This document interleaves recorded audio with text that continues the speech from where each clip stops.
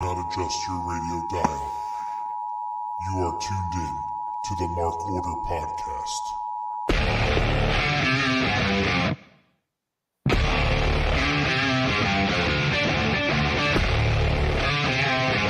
Join the Mark Order.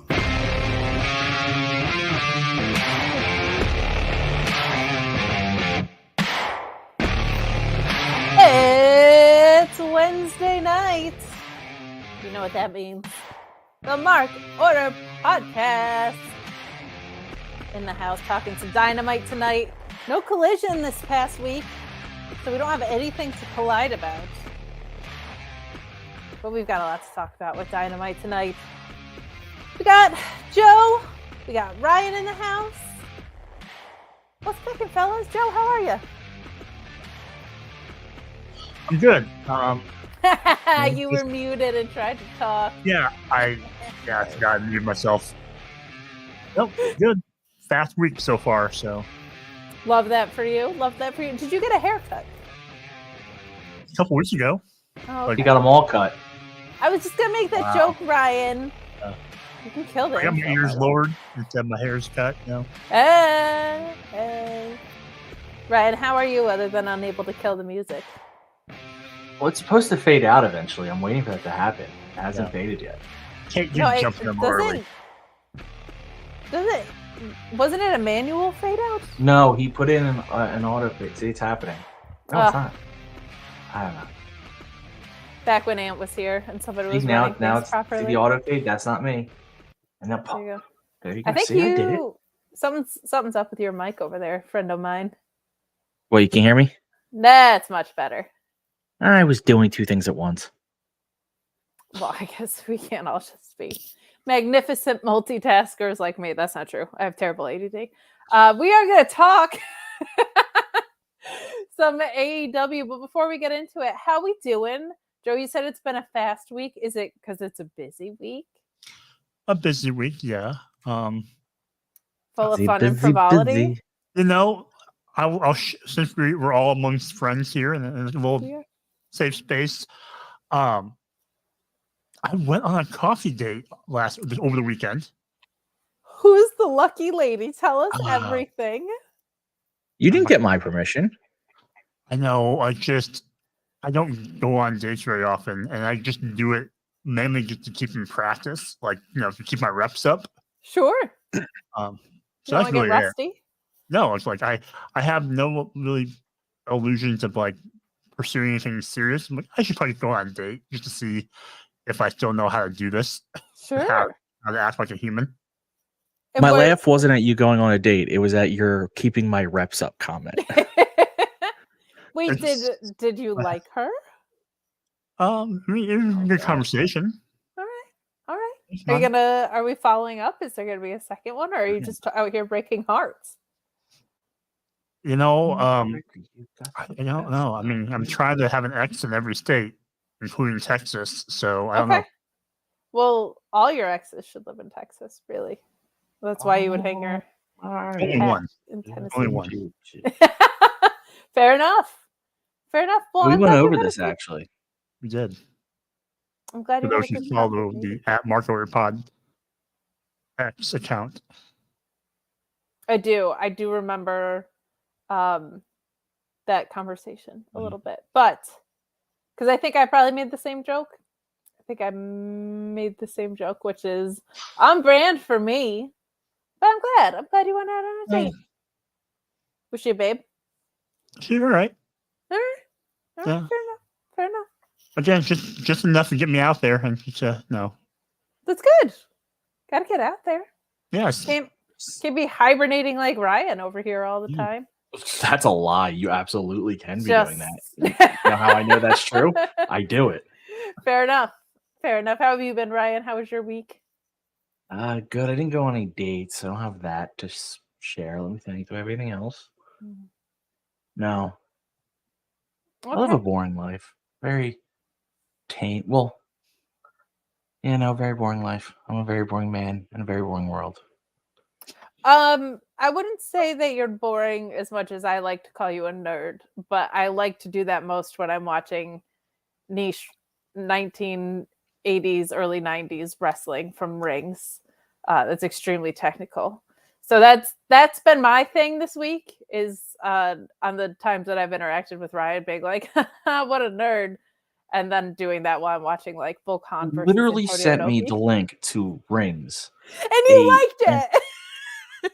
But it was an obscure Japanese promotion from the early 90s. Motion. Was it from the early 90s?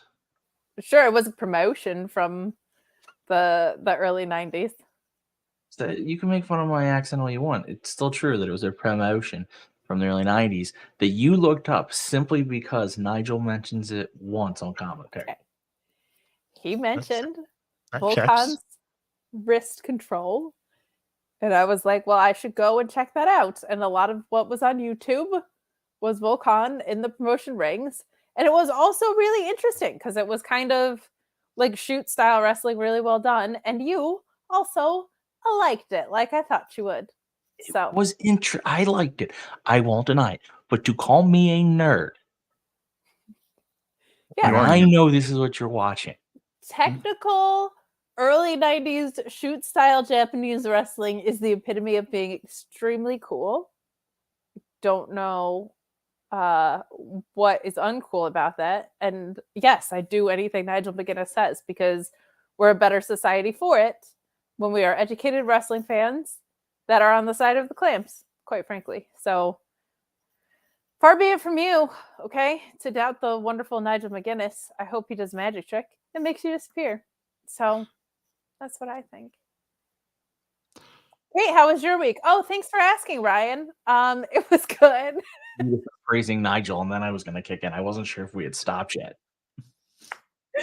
No, it's been a chill little week. I'm like definitely trying to pick things up. I talked about this before, but I had so much like New Year's momentum and then immediately got COVID and then was like recovering for a little bit and then we went on the cruise. So now all of a sudden I blink and it's like the end of February already and I'm like, I need to get my ass in gear on stuff, but good. I like went to the gym a couple times this week, which has been, I have not seen the inside of a gym in way too long. So that's been really refreshing. Did it change? Only the scanny any part. But other than that, everything is the same there. So life's all right. But we're gonna switch things up a little bit today because there was no collision to talk about. There was no colliding. Rampage is Rampage. Review it if you want to. There's no rankings to force Ryan to rap to. So it was going to be a song. I had started it and then was looking to see how they change, and then there's nothing. You're gonna have to save it for next week probably because there were no rankings. So we're gonna, like we normally do, news and notes at the end of the night. We're gonna kick around some stuff because we got some announcements today that I think are prevalent, and we can let's talk about them now because we've got no raps.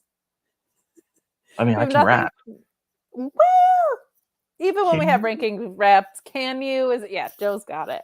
And we have no other wrestling really to talk about. So let's get into some of the things that we got tonight and just some other news from the week that is AEW relevant because we found out that we have Will Ospreay debuting before Revolution in ring, which I think is a very cool thing.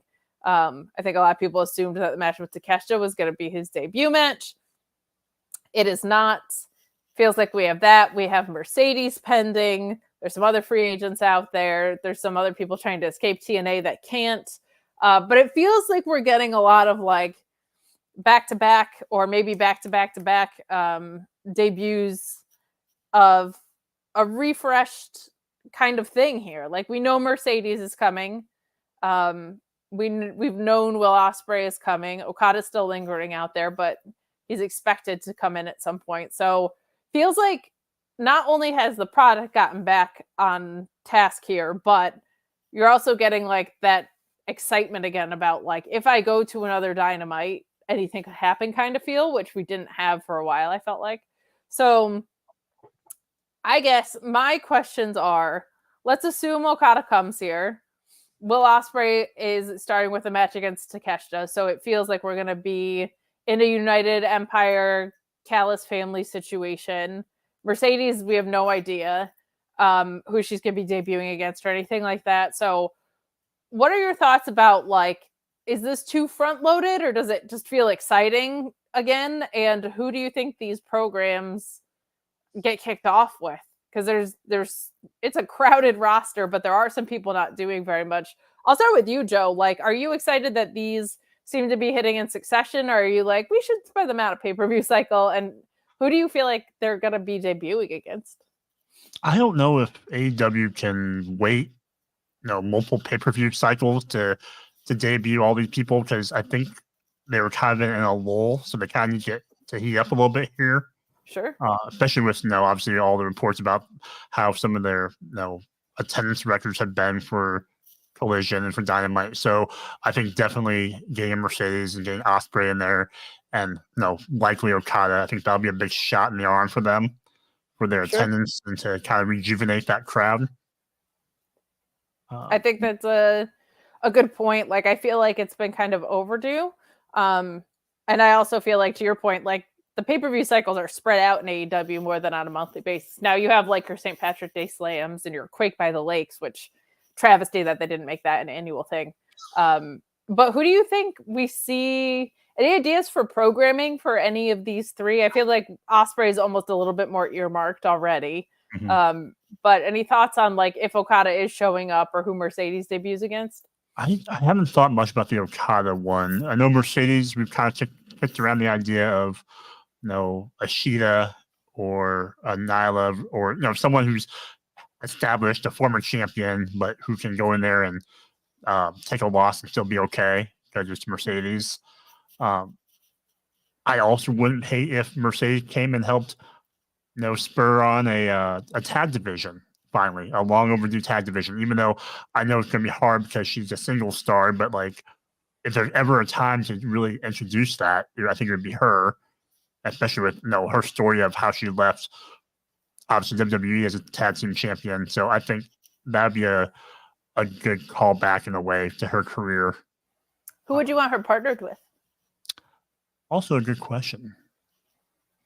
I know my frequent co-host Alex has said, like, her and Queen Amanada, with Queen Amanada like as a heavy, could be really fun because of her presence. But I think she might be winning that TV tournament in ROH. I think that's a more realistic possibility as that story kind of continues to develop over there. But Ryan, same question for you. Do you feel like having all these pops back to back to back is a good thing? Or do you think they should be spread out a little bit more? Because it really feels like we're getting them in quite a bit of succession here. And we talked a little bit about this in previous weeks, but any clear thoughts on who you would want to see people debuting against? To back Jacks. Damn right.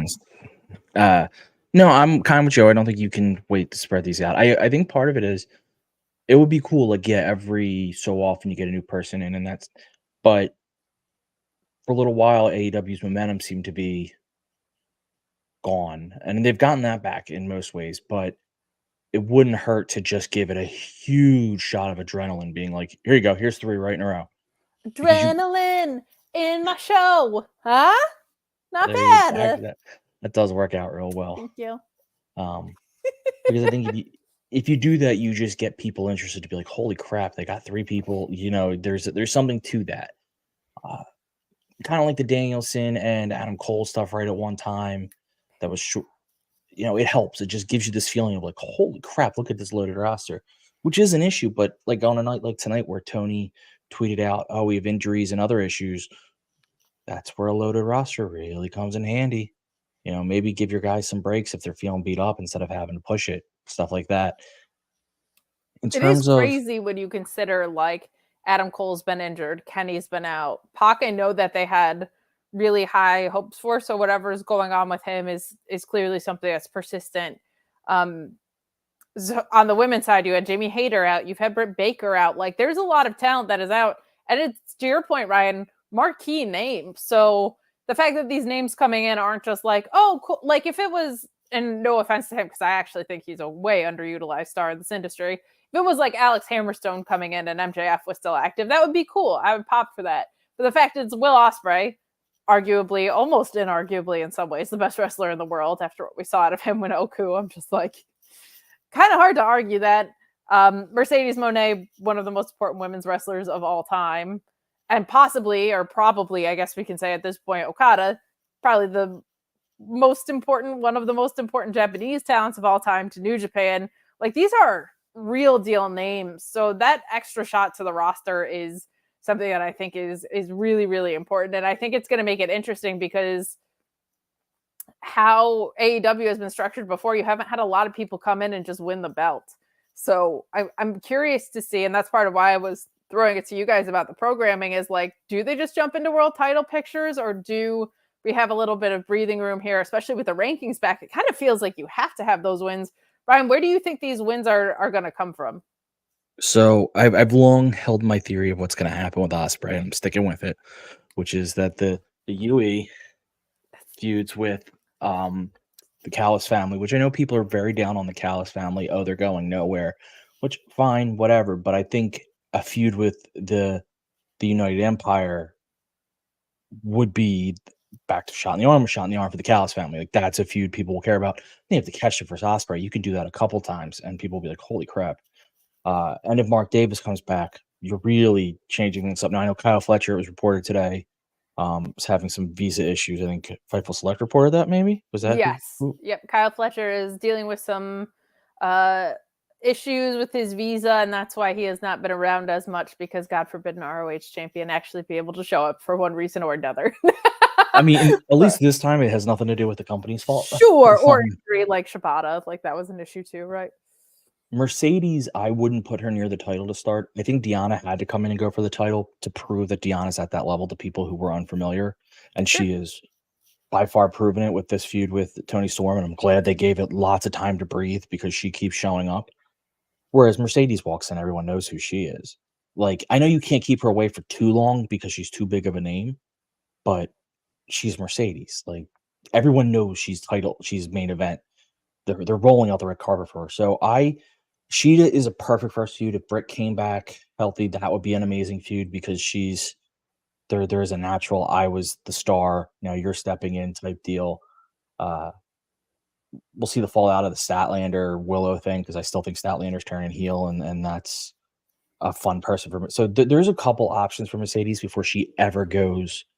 And of course, if Hayter comes back, that would change everything too, because she's a player on that. So there's a couple options for Mercedes that have nothing to do with the title. And then I still think Deanna takes it from Tony.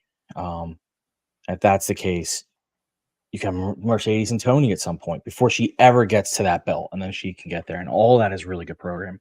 Okada's a tough one.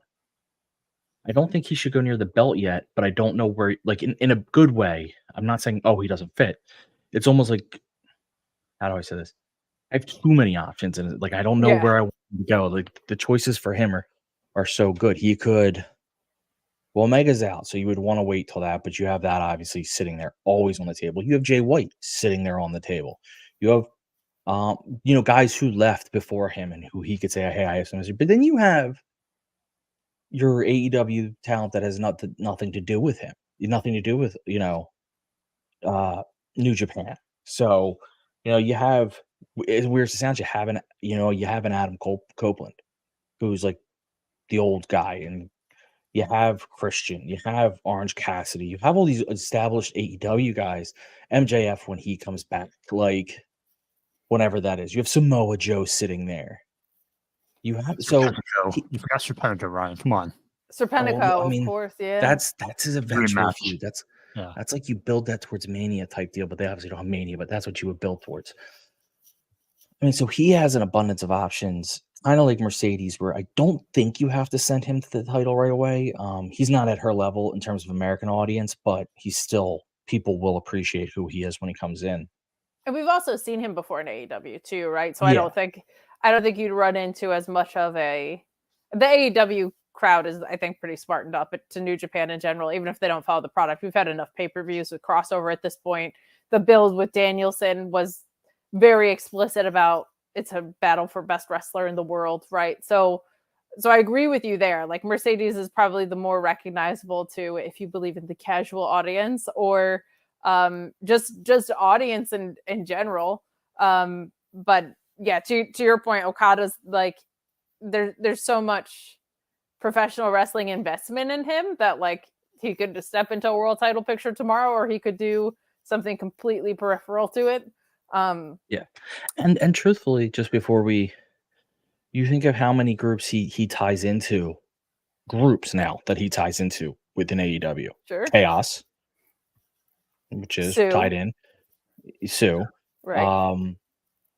He has ties to the BCC for feuding, not necessarily part of, but he has that. Sure. Obviously, the elite doesn't really exist, but whatever the Bucks are doing, he has ties there because they have a pre-existing relationship. He has ties to. I'm blanking on someone because I'm going too fast in my own head. I mean, he fought Aussie Open with the like heel dickhead. Aussie Open, the Bang Bang Gang. Yeah, Bang Bang Gang for sure. There's a like ton he of has stories with stories that while they're there, they're not played out. So that's also the cool part. None of these stories are played out. They're all just sitting there waiting to be told. So it's actually very hard to predict.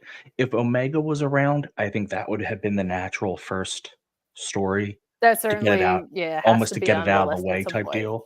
Yeah. But now you can bring that back whenever you want. But yeah, it's a good problem to have. It's like telling someone you just won the lottery and you have $500 million. What are you going to do? And they don't know. They may not know, but it's not a bad thing. Correct. Yeah. I feel like what's so interesting about these guys coming over, and what I love with Will Ospreay in particular, is if they wanted to break off the Callis family, I think so much of the issue with the Callis family has been people are just fatigued on Jericho for a lot of different reasons, but the main one being these angles with Jericho always overstay their welcome. They just always do. And I think people liked the Callis family when it first started, and now it's kind of just been muddy and run its course, and Sammy was here and then he was gone and all of these things. So the idea of we're sick of the Callis family is true, but nobody's going to be sick of seeing Will Ospreay versus Takeshita. Nobody's going to be sick of seeing Will Ospreay versus Kyle Fletcher if the idea is that he needs to fight him to bring him over to his side. Nobody's going to be sick of the idea. Truly, people say that they don't want it, but people would be very happy to see Sammy Guevara versus Will Ospreay. Like, nobody's going to be mad at that. So, like, if that's the direction it goes, I think people are ultimately going to be very happy. But I like that because it also is a faction piece where I feel like Okada's probably a single star. Mercedes, I could see them building something around being really cool, but when she initially shows up, it's going to be a single star. So very, very exciting time. Very exciting time for AEW programming and these debuts that seem to be coming up and confirmed are coming up in some cases. On the less fortunate news, we got some injury news from a couple of absent stars, including Julia Hart, your TBS champion, who has been out since the Battle of the Belts match against Anna Jay. Seems like it's not too severe because she hasn't had to vacate, so seems like maybe she's more working banged up, or that the injury is not as severe. And Wheeler Yuta, frustratingly, he's the ROH Pure champion. He has also been dealing with an injury. But he is advertised for the match with the Blackpool Combat Club in CMLL on March 29th. So some injuries that aren't too severe, but it's unfortunate because they're on two title holders. I know a lot of people about Julia, especially, were like, why isn't she wrestling? Like, she's been so over. She's grown so much. Like, why isn't she defending? Seems like she's been injured. And then, of course, Jeff Hardy, the unfortunate thing that kind of came out of that episode of Rampage was his match against Sammy Guevara. He sustained a broken nose and that they were doing concussion tests as well. So just healing thoughts for all of those things. It's definitely been frustrating on ROH because we have a lot of champions that aren't around already, right? Eddie Kingston hasn't been defending that much. Kyle Fletcher has visa issues. Now your Pure champion has these issues. What is cool is that women's wrestling has seemed very much like a priority on ROH anyway, but it's really been the pillar of everything between the TV title tournament and everything Athena's doing. It's been there. So that's really cool. just best for Julia Hart and Wheeler. I hope that they get better, and also for Jeff Hardy. Like he's not a spring chicken. These things always take a minute to come back from. You certainly hope he's not concussed. That's always scary. A lot of people blaming him, a lot of people blaming Sammy. To me, it looked like a thing that happens in wrestling. Like there's so many weird spots like that. In WWE world, this happened with Shotzi Blackheart, where if I saw the spot yesterday, I'm watching NXT. If she hadn't grabbed her leg, there's no way you would have been like, she got injured at that moment in time. Like it was just a weird landing that tore her MCL. A standing landing, which like I feel like that rarely happens on. So sometimes injuries just happen in wrestling, and ultimately it doesn't matter whose fault it is. Like that's part of the ball game here. But Ryan, I'll throw it back to you first. Real quick before I want you to hear what you want to say, but I just want to say the Shotzi thing because I saw it too. I've seen people in wrestling land from much higher and in much uglier positions and do nothing to their legs, and she just drops a little bit. Literally, the drop down she did is what most people do to exit the ring. Legit. And just gone. It's crazy. Awful. 9 months. Oh, sorry to interrupt. That was one of the craziest injuries I've ever seen because it was literally nothing.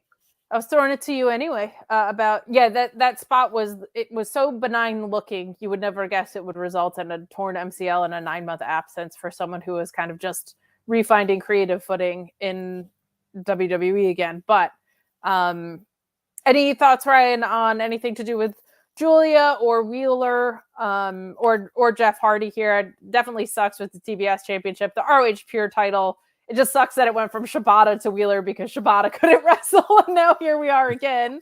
So just put it on Josh Woods like I've been saying, but your thoughts I'm on with the injuries you here? So a couple things here. The injuries wise sucks for Julia, but I am hopeful like you are that it's not anything serious because they're keeping it on her. And I got to give Tony Khan credit. He doesn't pivot quickly when there's an injury. He tries to at least see if I can ride this out until it's possible. Sometimes too long, as we've seen with other belts, but if it's possible, he will. So hopefully hers isn't too long because she was really hitting her stride. I mean, people were all about her. Yutas doesn't seem to be super serious because he's wrestling in Mexico. Jeff Hardy's, like you said. Yeah, Jeff Hardy's, like you said, was one of those freak things that happened. I watched the clip. I mean, it just looked like Sammy maybe rotated slightly awkward. Jeff's knees were in a place they were supposed to be, but they just hit weird, and it's wrestling. You're doing something you're not supposed to do. It's gonna happen. All I want to say is you point out that the women's division is carrying ROH, and they are. They have been the most consistent division in ROH with the best stories. Literally the Athena universe in ROH. And I call universe because there's Billy Starks, there's now Nyla down there feuding with her. That has just been amazing. So there's not nearly the competition on the men's side. Women's, but if you were going to, there's Dalton Castle, his work with and someone who's starting to get up to that level is Ethan Page. Big time. His work has been totally different than Dalton Castle, more in line with Athena's in terms of like just incredible in-ring work over and over and over again. And it was reported on Fightful Select today that there was a plan for it to be Kyle Fletcher and Ethan Page. We were heading towards that title picture. So Ethan being pushed appropriately in accordance with the title that he was going for as well.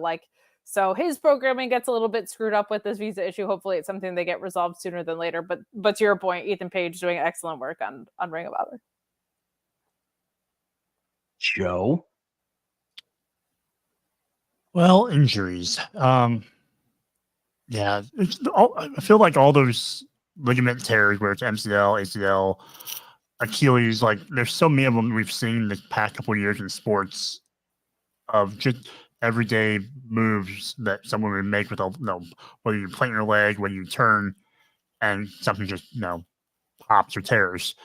It just seems so common nowadays. But thankfully, people aren't out for more than usually a year or less. A lot of times, right, for some of these things. So that's at least good. The ROH title thing, at least we're conditioned to be used to not seeing a lot of those belts be defended.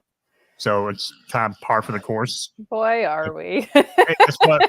Yeah, we're going to save all of our title defenses for Supercard of Honor.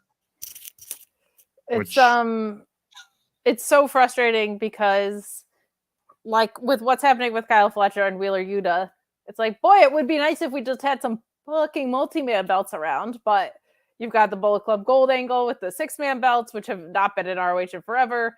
The tag belts were around initially with the Kingdom, but now they are gone again. So it's like, could you just at least book the multi-man belts when we don't have access to our champion and quite literally on a different continent is our TV champion? But I digress. Are both of you going to Supercard? I will definitely be going to Supercard. Like maybe. It's right next door, Ryan. Just hop over Well, the I want to side. make like I'm not. I want to see who's We'll make- going and whatnot. We'll make a plan. Yeah, like I just. That's I dragged you to ROH before you were even watching ROH, so Yeah, I mean, let's be fair here. I was like 2 summers ago. I was like, you're going. I've been to more ROH than I had AEW for a long time. So It's true.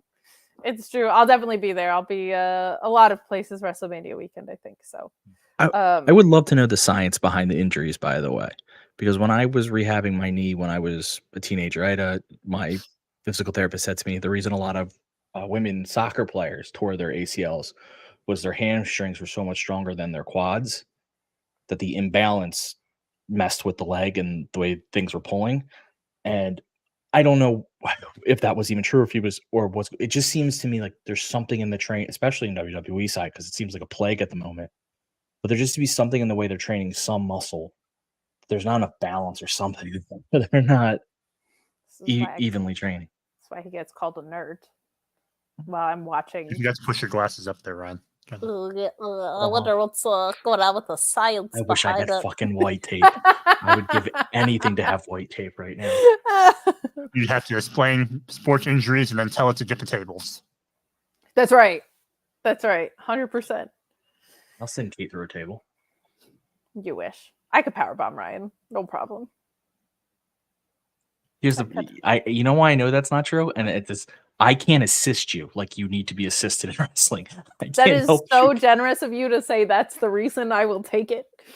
But before we kind of close out this part of the show, we'll talk about one other thing. There are as many free agents as we have coming in, the TNA drama, and some just general free agency on the market is kind of creeping up. Steve Macklin, his contract is going to be up this year. Obviously, Deanna is in AEW. The grizzled young vets don't seem to be super locked in at the moment. Josh Alexander, they exercised his clause against his will, hoping that he gets a G1 run for him there. But there's a lot. Alex Hammerstone's out there. Mustafa Ali is still out there. What else? There were a few more that came up. Was it Jake something? I don't think it was Jake something. I forget who else. But we have a lot of people that are unhappy with TNA, and with the Scott D'Amore departure, or firing, I should more accurately say, there are people that are unhappy. And I think there's going to be people that probably request their release. It feels like a very loaded roster, but I think there's a lot of couples that like working together. So I could see Steve Macklin coming into AEW at some point down the line. Josh Alexander, when his contract is up, he's going to be one of the most sought after free agents, I think, in a long time. They basically franchise tagged him. They exercised that clause, even though he was willing to renegotiate with them, TNA, which is just a shitty thing to do. But any interest on grizzled young vets for the tag division seems like a no-brainer to me. I would love to see that at All In. Mustafa Ali is just one of my favorite talents in the world. So of course you're going to see me shelling out for him. I just think the world of him. I think he's excellent.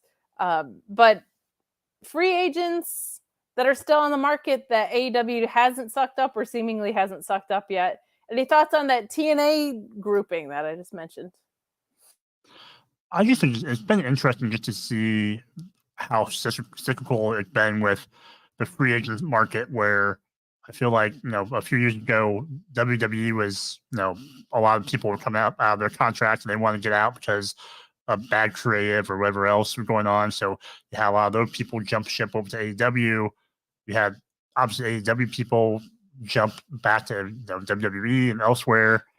Now it's almost like it's TNA's turn to go through this, and it's going to be really interesting. But they do have like a lot of talent, and I'm hoping that they can find places like AEW, WWE to get a little bit more exposure, since TNA is obviously hard to watch for a lot of people because it's just not available. So they do have a heck of a roster over there. They do. There's a lot of really great teams, especially in that tag division. ABC is so great. GYV's had a really fun program with them as time has gone on. A lot of really great talent, a lot of really great TNA talent. And also, we saw it, but one of the most unified locker rooms that is out there, right? Seems like of all the egos and attitudes that there are, and I'm sure they exist in TNA because it's a wrestling program, they kind of fit into that New Japan thing, though, where you're like, it must get squashed quickly, or they are a really, really tight ship over there because we don't hear about it so consistently. In AEW's defense here, it's been like the least dramatic start to 2024 ever. Like, there's so much drama everywhere else that I think if you had told me that 6 months ago, I would have laughed at you. But like, there really hasn't been any AEW drama, just instability at every other major promotion, which we talked about last week. But Ryan, same for you. Any talent that you would want to see coming in? I feel like with these rosters getting so bloated, it's not only like there's so much great talent, like Michael Oku, for example, in Rev Pro. We just saw it this weekend. Like, definitely a TV ready talent, but is there space realistically anymore is something that you have to take into account. So any talent that you see coming in, and where the hell do you start putting people? So it's a typical question because obviously there's talent you want, but where do you put them is the issue, like you said. I would also I forget where I was. Oh, I would also point out one of the advantages TNA locker room has over other locker rooms is just the amount of time they're around each other. TNA is not around each other nearly as much. They come in, they shoot, and they Same with leave. New Japan, right? It's funny when Yeah. you're not weekly episodic how much less drama there is. It's almost like seeing people a lot gets really gets tiresome. So, I mean, Mustafa is such a slam dunk for anywhere that it seems you almost feel like you have to. This is the whole debate on. There's a couple debates with AEW. One, ROH will always be one, because if you could get ROH to be just ROH talent, I mean, which I think the only way that happens is if they get an actual deal where that's worked in and they get paid for it.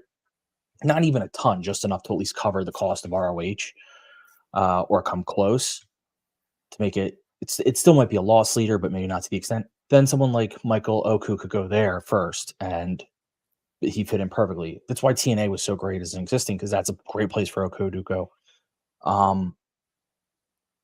Ignoring that for a second, what's that? Or if you have NXT UK still, Yeah, exactly. Yeah.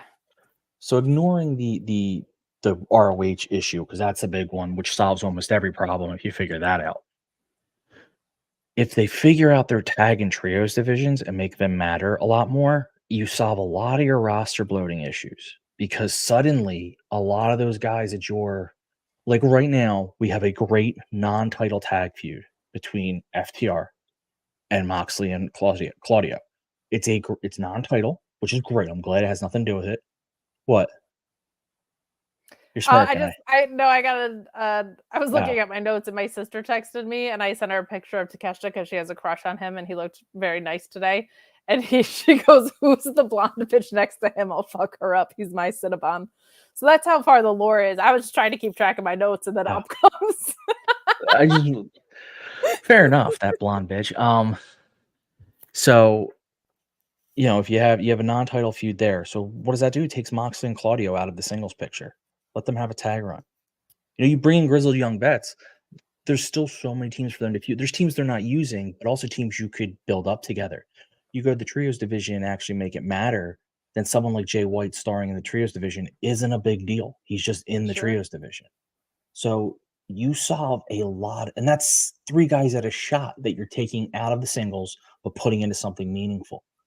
So if they just devote more time to those 2 divisions, they solve all their bloating problems. Plus, you gain the advantage that if someone gets hurt, or someone has to take time off for any reason, look, Adam Cole is hurt, so I won't jinx someone. I'll say Adam Cole is hurt. But you had big plans for Adam Cole, and he's hurt. You're like, we need someone to fill in or step up.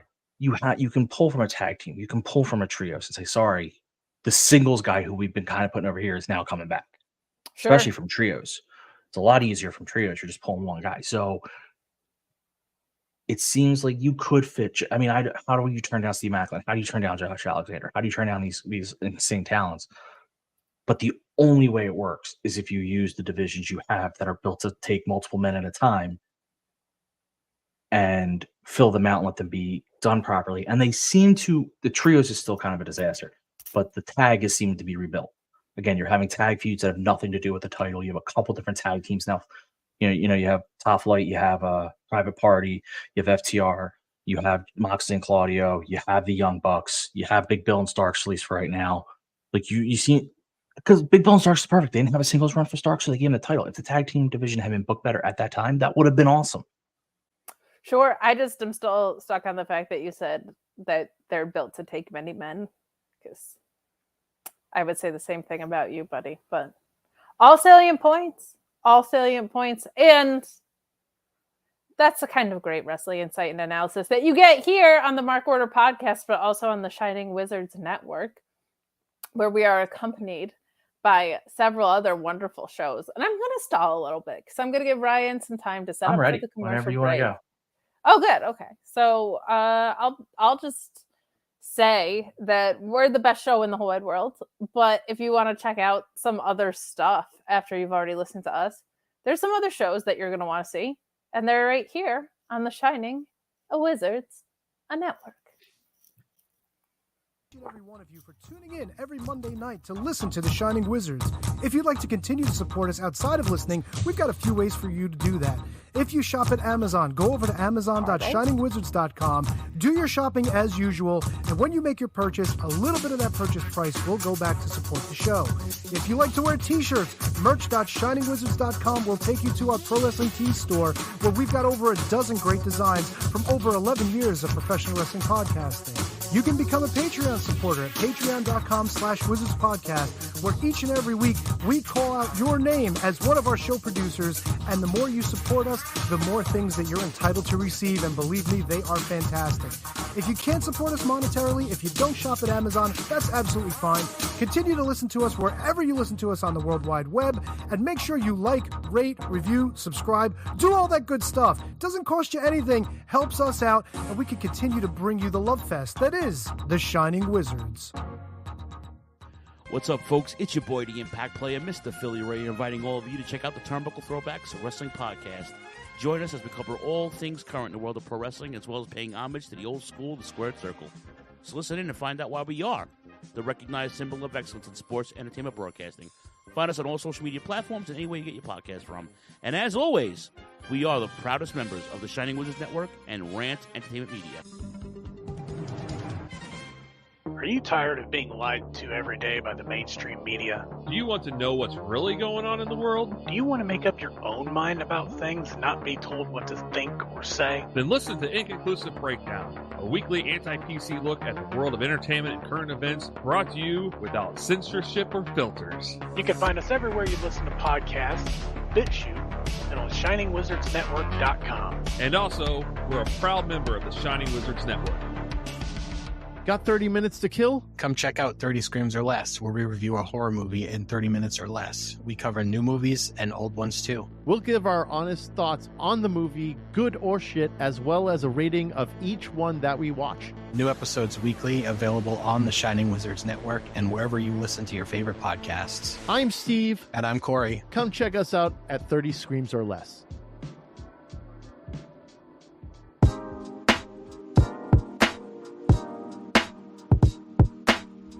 G'day guys, my name is Thomas, one half of the Broadcast Podcast.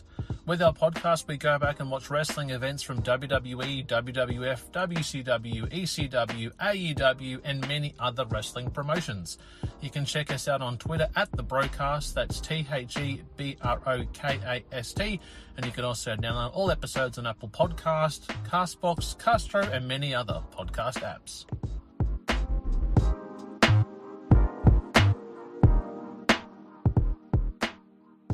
If you like your music heavy, then check out Radioactive Metal on the Shining Wizards Network.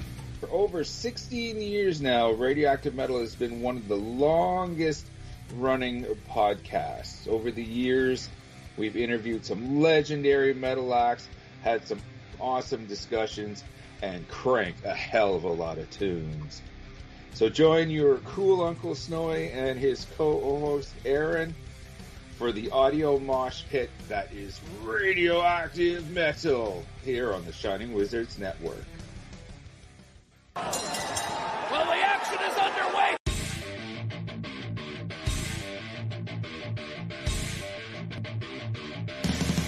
What's up, everyone? When on the Shining Wizards Network, be sure to check out Wrestling Night in Canada. If we're not recording another kick-ass podcast, Or playing in punk bands. Or recording kick-ass heavy metal albums. then we're sitting back, we're grabbing a couple brews, and going over everything to do in the world of pro wrestling. Because we're from Winnipeg, you idiots. The Mark Order Podcast is the only show you need if you're looking for dedicated coverage of everything AEW on the Shining Wizards Network. Join us live on YouTube every Wednesday night at 10:15 p.m. Eastern after Dynamite to chat along with the show. If you can't join us live, listen to us on your favorite podcast platform. Follow us on all social channels at Mark Order Pod and use the hashtag #JoinTheMarkOrder, because if you don't find us, we will find you.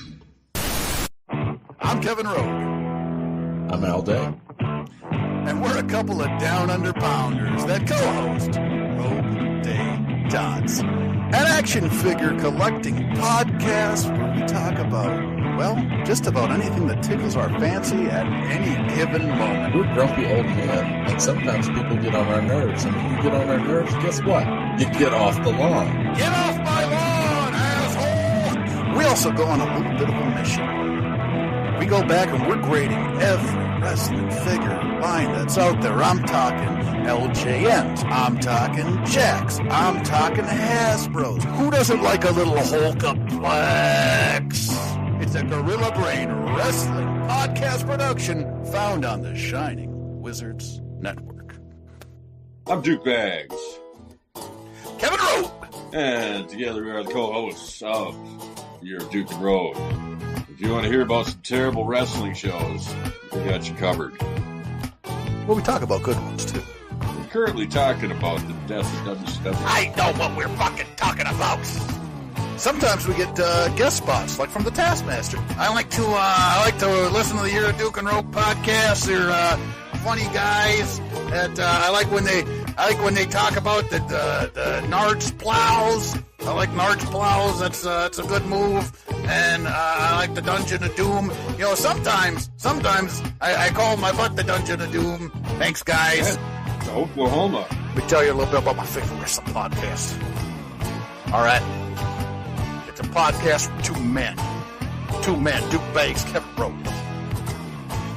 They talk about professional wrestling. It's a man's sport. All right? And who better to talk about a man's sport than Duke? Oklahoma. And once in a while, Vince Russo stops by. Oh, you piece of shit!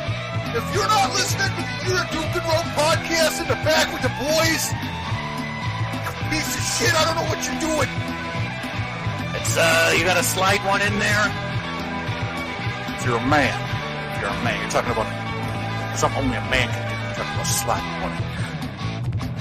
Bro, take the time to slide one in there. All right, bro, you piece of shit. Slide one in there.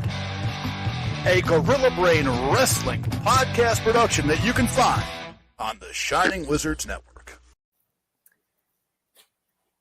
Yes, you can find all those wonderful shows on the Shining Wizards Network.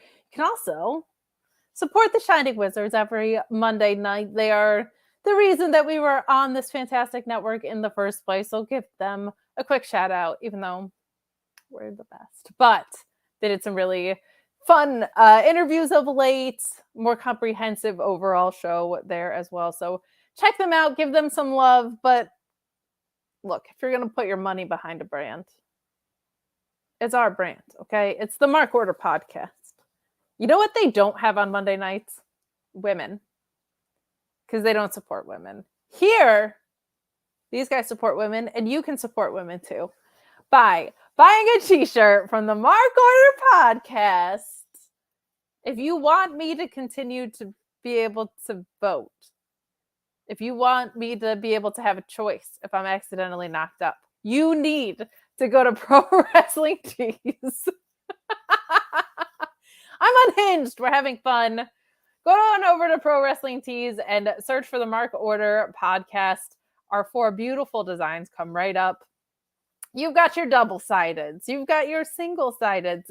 Pocket square double-sided. My favorite one was also Ant's favorite one, I know, when he was here. But our beautiful, stunning logo right there. And your friends will be like, oh my gosh, what a cool t-shirt. Tell me all about it. And you'll be like, oh my God, it's a super fun podcast I listen to every Wednesday. And they talk all things all elite. You should listen to it. And you should buy a t-shirt. And then everyone will buy a t-shirt and we'll be millionaires.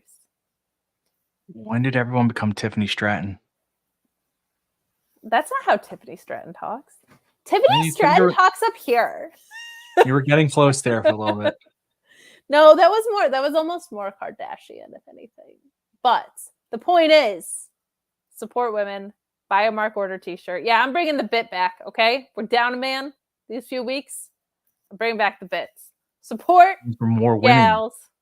The percentage is higher of women now. It's true. Yeah, we are 33.3% gals. Speaking of gals, we had 2 women's matches on AEW Dynamite tonight, which was refreshing to see. We've seen that on Collision a few times. And I gotta say, tonight felt like the very worst episode of Collision to me. I did not like tonight's episode of Wrestling Television, but the format and the structure felt very much like Collision. From the opening tag match that had a ton of time to getting multiple women's matches. There was a lot of this that was not for me. I don't ever need to see Ric Flair or Jake Hager on my screen, quite frankly. But I'm interested to know what you guys thought, because overall, I love Collision. I think what this means is that the magic is stored probably in the stage of Collision and probably in the commentary of Nigel McGuinness, who does make the world better by telling you about Volcon. And then you can go and research things like rings. But Joe, did you notice that too? Did you feel like we were almost colliding more on this night of AEW Dynamite? And what were your thoughts kind of overall? I did not love what we got tonight. Joe's muted.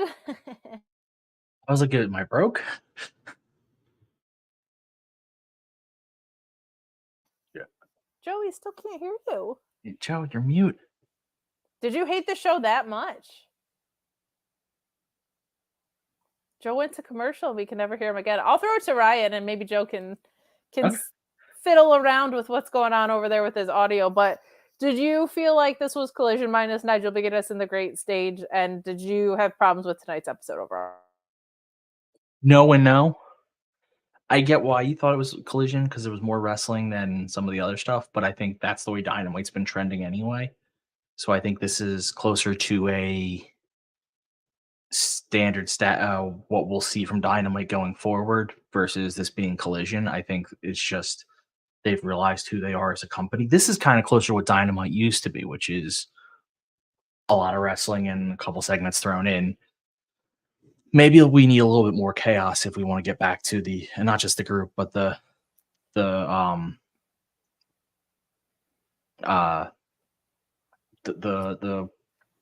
feeling of restoring the feeling. Is that what we're talking about here? Yes. Sure. But I mean, again, it just didn't feel like Collision to me. Collision has its own. Plus, a lot of the guys that wrestle on Collision, did they wrestle tonight? I'm trying to think. The FTR. But I just meant more like the format. Like we had a very long tag match to open things. 2 women's matches, multi-man main event. 2 women's matches is the only thing that to me is the format change, because the rest just all feels similar to me, but I don't really pay attention to that as much. I enjoyed tonight for the most part. There's a couple parts that I have some issues with, but for the most part, I highly enjoyed myself. I have a theory on one of the things I know you hate, and I still hate it, but I have a theory that might make it a little bit more palatable. Still not good. And listen, Hager was stupid, but they wanted the hotel pop. Woo-hoo. Well, let's start with something that I thought was good, but did not like the ending booking of. We had a really, really fun match between FTR and the Blackpool Combat Club, specifically Jon Moxley and Claudio. And I really liked a lot of what we got in this match. I just didn't love going to a time limit draw again. You've now had multiple time limit draws. You've had more in the past month than you have had the entire C2, which I thought was really funny. But some really, really good stuff in this. I liked the double sharpshooter spot. I thought that was very fun.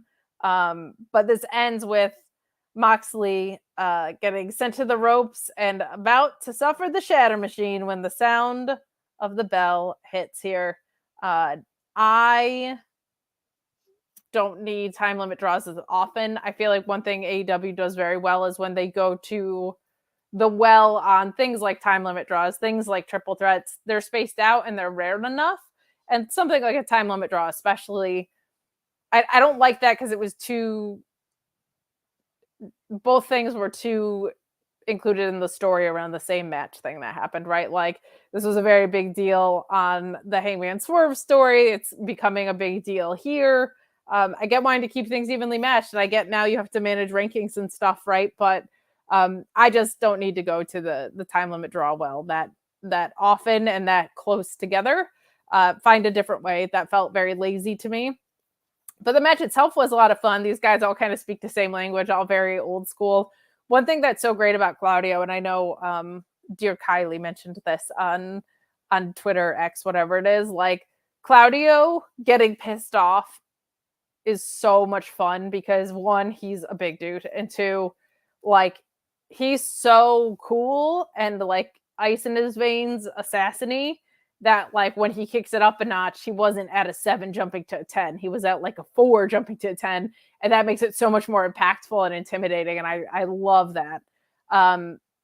Let's see if Joe has gone to the evil sea witch. Hopefully you can hear me. Hey, there he is. I was going to say, did you see Ursula? Did you get your voice back? What were your thoughts on our crap, I opening just match? got that joke. Keep up. That's not a reference I'm just so like clever and so funny and so intelligent. That wasn't my about movie. it. I was more of an Aladdin guy. Oh, I mean, a solid choice. I can't complain. But Joe, I can complain about the booking of this match. I didn't like the ending. I don't like going to a time limit draw, but the in-ring I loved, and it obviously got a ton of time because of that. This wasn't like up there with Bullet Club Gold versus FTR for me, but I get what they were going for. Like, this felt very much like a let's let these guys who are the best in the world at what they do go at this.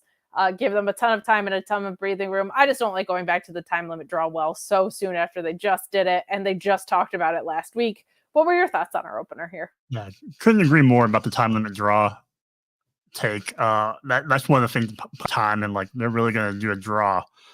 So that's a little disappointing to see. The match itself was great. It was my favorite match on the card tonight by far, mainly because of the quality of the match and then also the people in the match. Sure.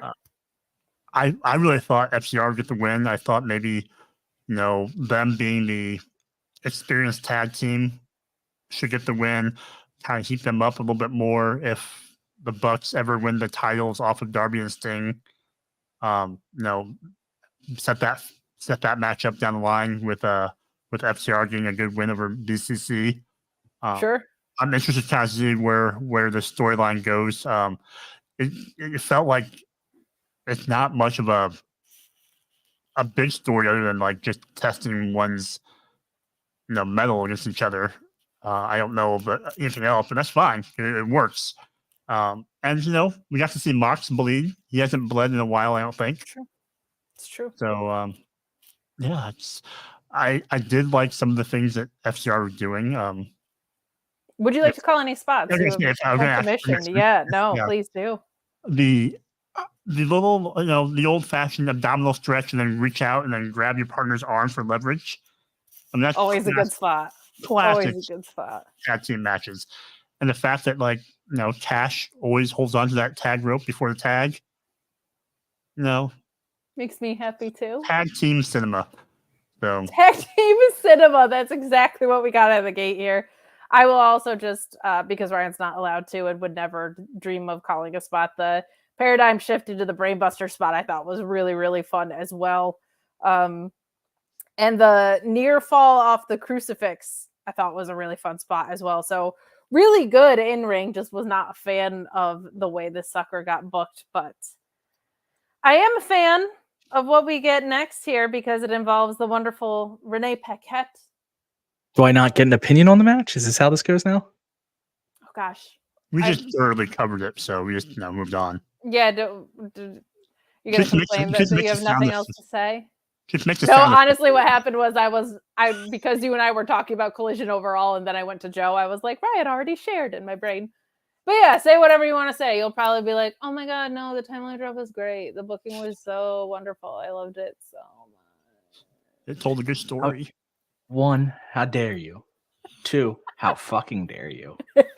3, how fucking dare both of you? This story was great. First of all, they are telling a wonderful story of like a really well-matched team. 2, I was going to say that they're pushing the boundaries with the time limit draw to the point where even you get this one, and if you go beyond it, you're gonna lose me. Ryan has an objection to something that happened on the show. Let's go. I prefer time limit draw over interference, but you have to be able to get out of a match differently than this. The one thing I liked about this versus other time limit draws was at the end, there wasn't hey, can we get 5 minutes more? They just started fighting again, which I don't think we've seen. I think, but every other time limit draw has been like either, we'll shake hands or whatever, or give me more time. So I like that. I'd also ask the chat's opinion. Oh, by the way, hi, Jesse Ozog. I guess I'll acknowledge you. Hi, Jesse Ozog. But I asked the chat's opinion on it and how you guys feel about them going to the time limit draw, because I saw mixed reactions on that tonight. Some people really hate it. Some people were okay with it. I do think I'm on the leaning negative, and if you do it again, you've definitely got me negative. I'm not mad. I'm just disappointed. Yes, that's a perfect. That is where we are. I don't care about the chat. I'm turning heel on you. Share your opinions. Don't share your opinions. You're not on this podcast. You're not a part of this podcast. You're there to observe us. Just kidding. We love you. Please buy a t-shirt. No. Wow. I am intrigued because I saw a lot of people that were like basically in your camp, Ryan. Honestly, of just like, come on, don't do this again. But not as like eye rolly as I was about it. So it was more a creative slap on the wrist is what I saw. But yes, hi, one LT photo too, by the way. I seeing people coming in over. So thank you for your service as always. But we're gonna move along to what I thought was a really great job by the wonderful, lovely, darling, remarkable Renee Paquette. Well, hold on. This man no-sells you every week, okay? Just because I wanted to... Hey, can you read the comment for me, please? I mean, Ryan was the first to say hi, so I guess... Oh, what happened? My screen went weird. Renee was backstage with Orange Cassidy, and she gives what I thought was a really good, intelligent, journalistic interview with Orange Cassidy, talking about the rivalry between the best friends in the kingdom, referencing the death match last week, saying how like in recent weeks his schedule has gotten cranked up again. He came into this title reign a little bit fatigued from his last one, wondering if he's cleared after such a violent match. And thankfully, Doc is just very conveniently hanging out there and says he is minimally medically cleared, meaning he is barely medically cleared. And Orange Cassidy says, means I'm cleared. I'm taking the match with Mike Bennett. So some good stuff in this. I really liked this. Minimal medical clearance is what the technical phrase was. Renee says that that's insane. But I love that Cassidy is just like, it's a yes or no question. There you go. Like, you said I'm cleared. I'm going to go take the fight. Love what we get here. Ryan's chomping at the bit to talk. What do you got? I have an issue with one thing you said. You insinuated that it was crazy that the doctor would just be standing there to give his opinion. However, I'm going to say that Renee is just excellent at her job and knew she'd be bringing up health and Orange Cassidy's health, and so she brought the doctor into the interview area so she could get a comment. Because Renee is that damn good. She kind of like summoned him from off screen, but Well, because she put him to the side and said, "Stay here until I need you." How are you gonna criticize her work? Her work. I'm not She's criticizing not her work. I'm just saying the direction of the segment was a little weird because usually you don't have doctors declaring clearance in an interview while it's happening. So that's a little bit awkward. She declared it first. She knew that, but she wanted it on air because she is that damn good. Okay, well, what did you think of the rest of the segment? I love that they're giving some story here where the Undisputed Kingdom is taking out Orange Cassidy's friends one by one. I think that's an excellent story.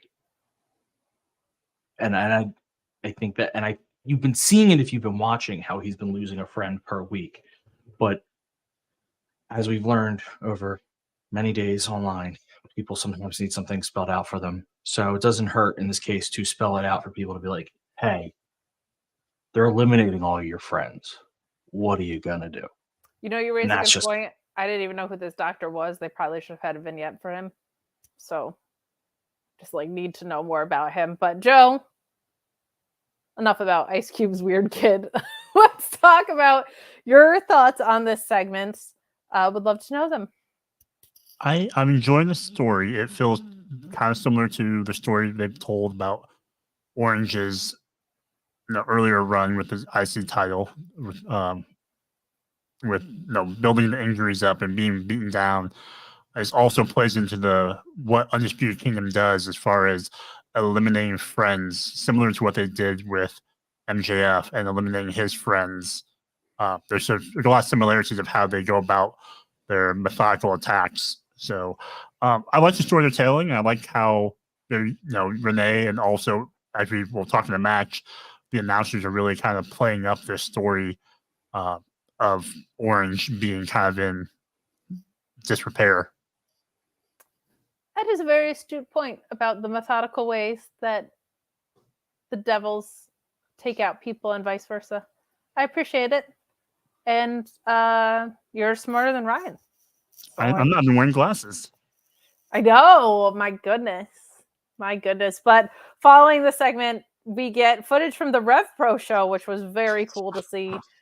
We had a lot of AEW talent on this Rev Pro show, and Tony Khan hanging out there. Wow. You intimidated my light into turning off. I'm going to be honest, I can't see anything that's going on. So if you guys aren't reacting, or if you're not reacting, I can't see a damn thing. You see that?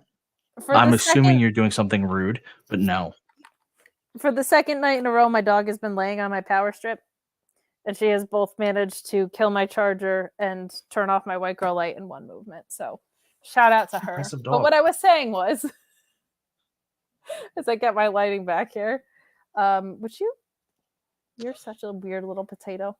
The Rev Pro show saw some really, really good stuff. We had Will Ospreay versus Michael Oku, which we talked about before, which was just a fantastic match. Like some of the best independent wrestling storytelling that you'll ever see. And then the match itself was incredibly well executed. ZSJ versus Connor Mills, but Orange Cassidy showing up with his international title was a big piece of this.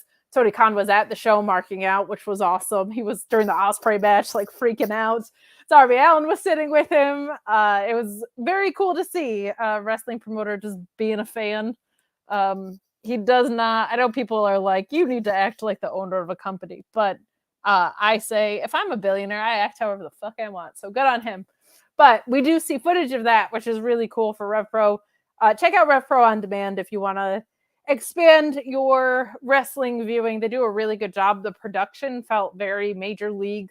Like the UK indies are not a lot of what the US indies are. They do some really high quality work. So very cool stuff there. But we move on to Alex Marvez, who's backstage with FTR, and said that they were 10 seconds away from winning that match.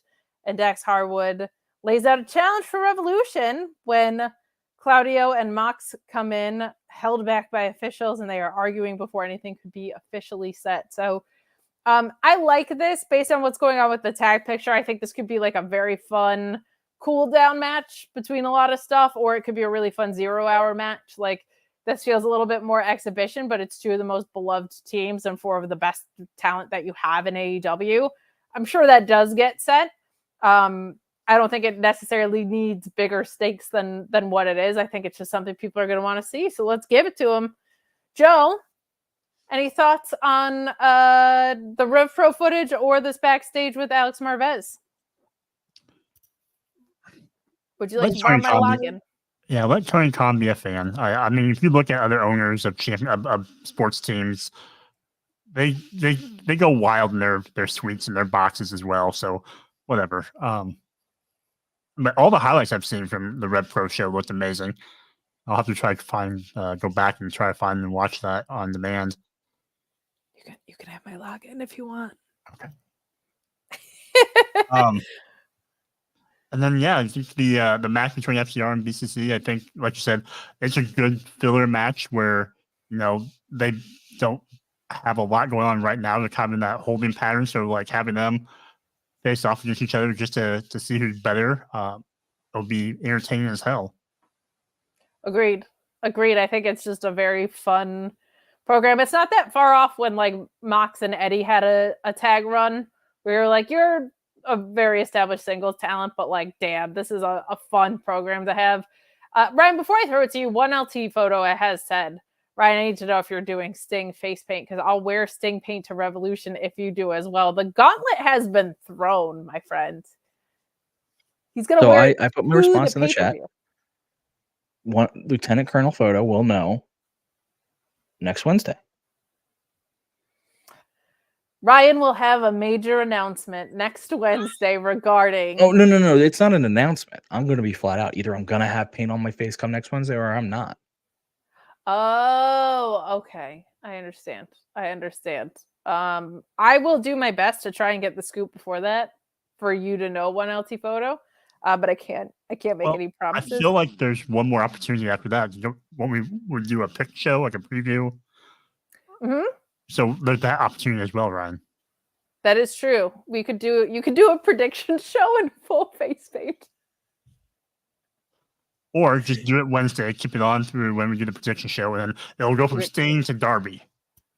Oh, yeah. It'll just be smushed. How much notice do you need to get the paint 1LT? That's very considerate of you. I have time. I have time to think about this because it is a lot of work for me. It's not that much work. You're being a coward. But more importantly, what did you think of? Actually, not more importantly. There's not really anything we're going to talk about that's more important than this contingency, this stipulation that just got added to this face paint challenge. But I guess any thoughts on the Rev Pro stuff or this backstage that we got? One, bullying me into doing things doesn't work because when you grow up not drinking, I bullied you onto a cruise. I can do anything. Yeah, but I secretly wanted to do that. Still, but you secretly want to paint your face. No, I really don't. See, this is like drinking, so I got to figure this one out. You secretly don't want to paint your face because you're not a Sting fan. You hate Sting. Wow. Sting's so disappointed in you. Sting just lost his dad, and you won't even paint on me. It's if peer pressure doesn't work. I am debating in my head how funny I find the bit. So anyway, Rev Pro was cool. It was cool showing all the places you could be. It extends AEW's feeling that it's more for the wider world of wrestling, which is important. And I'm okay. The more BCC and FTR you get, the better. I agree. No, I agree wholeheartedly. So the more this continues down the mountain, the more fun it is. I just wish they didn't find a lame stipulation to get us there. But we move on to our international championship match between Orange Cassidy and Mike Bennett. This was fun. Hey, Kate, are there any comments in the chat you want to talk about? No. Bye. No, there's not, is there? No. Nope, there's definitely not, because someone forgot Ryan has deleting powers. I don't care. It got seen. I'll say it right here, right now. I was under the impression that Ryan, who, let's mind you, held a funeral for AEW with a veil and little gloves on. Okay? A man who has worn many a wig on here wouldn't paint his face for the people when there's someone who clearly wants to participate and come on board. A supporter, someone who's here every week. Ryan's like, I don't know. I have a friend that sent a tutorial on how to do this. Okay? No, the tutorial was not sent. It was just, this is what it looks like, and She's offered. She has offered. That's all I'm saying. But I guess I don't know. I guess I just care more than Ryan. But what else is new? Paint your face. Orange Cassidy versus. I've painted my face. I painted my face like Warhorse for no reason. Thank you very much. She puts on makeup. I do. Look how pretty I am. Are you calling me ugly? Wow, Ryan just called me ugly and doesn't care about the chat. This is a weird episode. So, we get our international title match here. Good job by commentary putting over what we talked about before, that all of Chaos is pretty much laid out with Trent Beretta, Rocky Romero getting, just taken out so bad he had to sign a backstage role. Like he got taken out to an office position, which is really, really cool for him. But we have Bennett in the commercial break just taking the headset from commentary to run down Orange Cassidy, which is very, very fun. But no surprise here. We get Matt Taven hitting, I'm sorry, my notes. Gotch style pile driver for a near fall. My phone's not scrolling. I'm very sorry. My phone is dying. You're never being mean to me. No. We get a beach break for the win. That's right. So there were 3 pile driver attempts here. Beach break for the win. Kind of out of nowhere, which was really cool. Like I like when he can hit that move just like kind of on a blitz. It's really, really fun. But post-match, bell rings. Matt Taven hits the ring with Roddy Strong, who was going to hit a knee. But then here comes the savior of Oklahoma. The money. Here comes good old JR. Just kidding. Here comes Jake Hager with no shirt on. Would have been amazing. It should have been JR. I would have popped for JR. This I did not pop for at all. Here comes shirtless Jake Hager for some reason.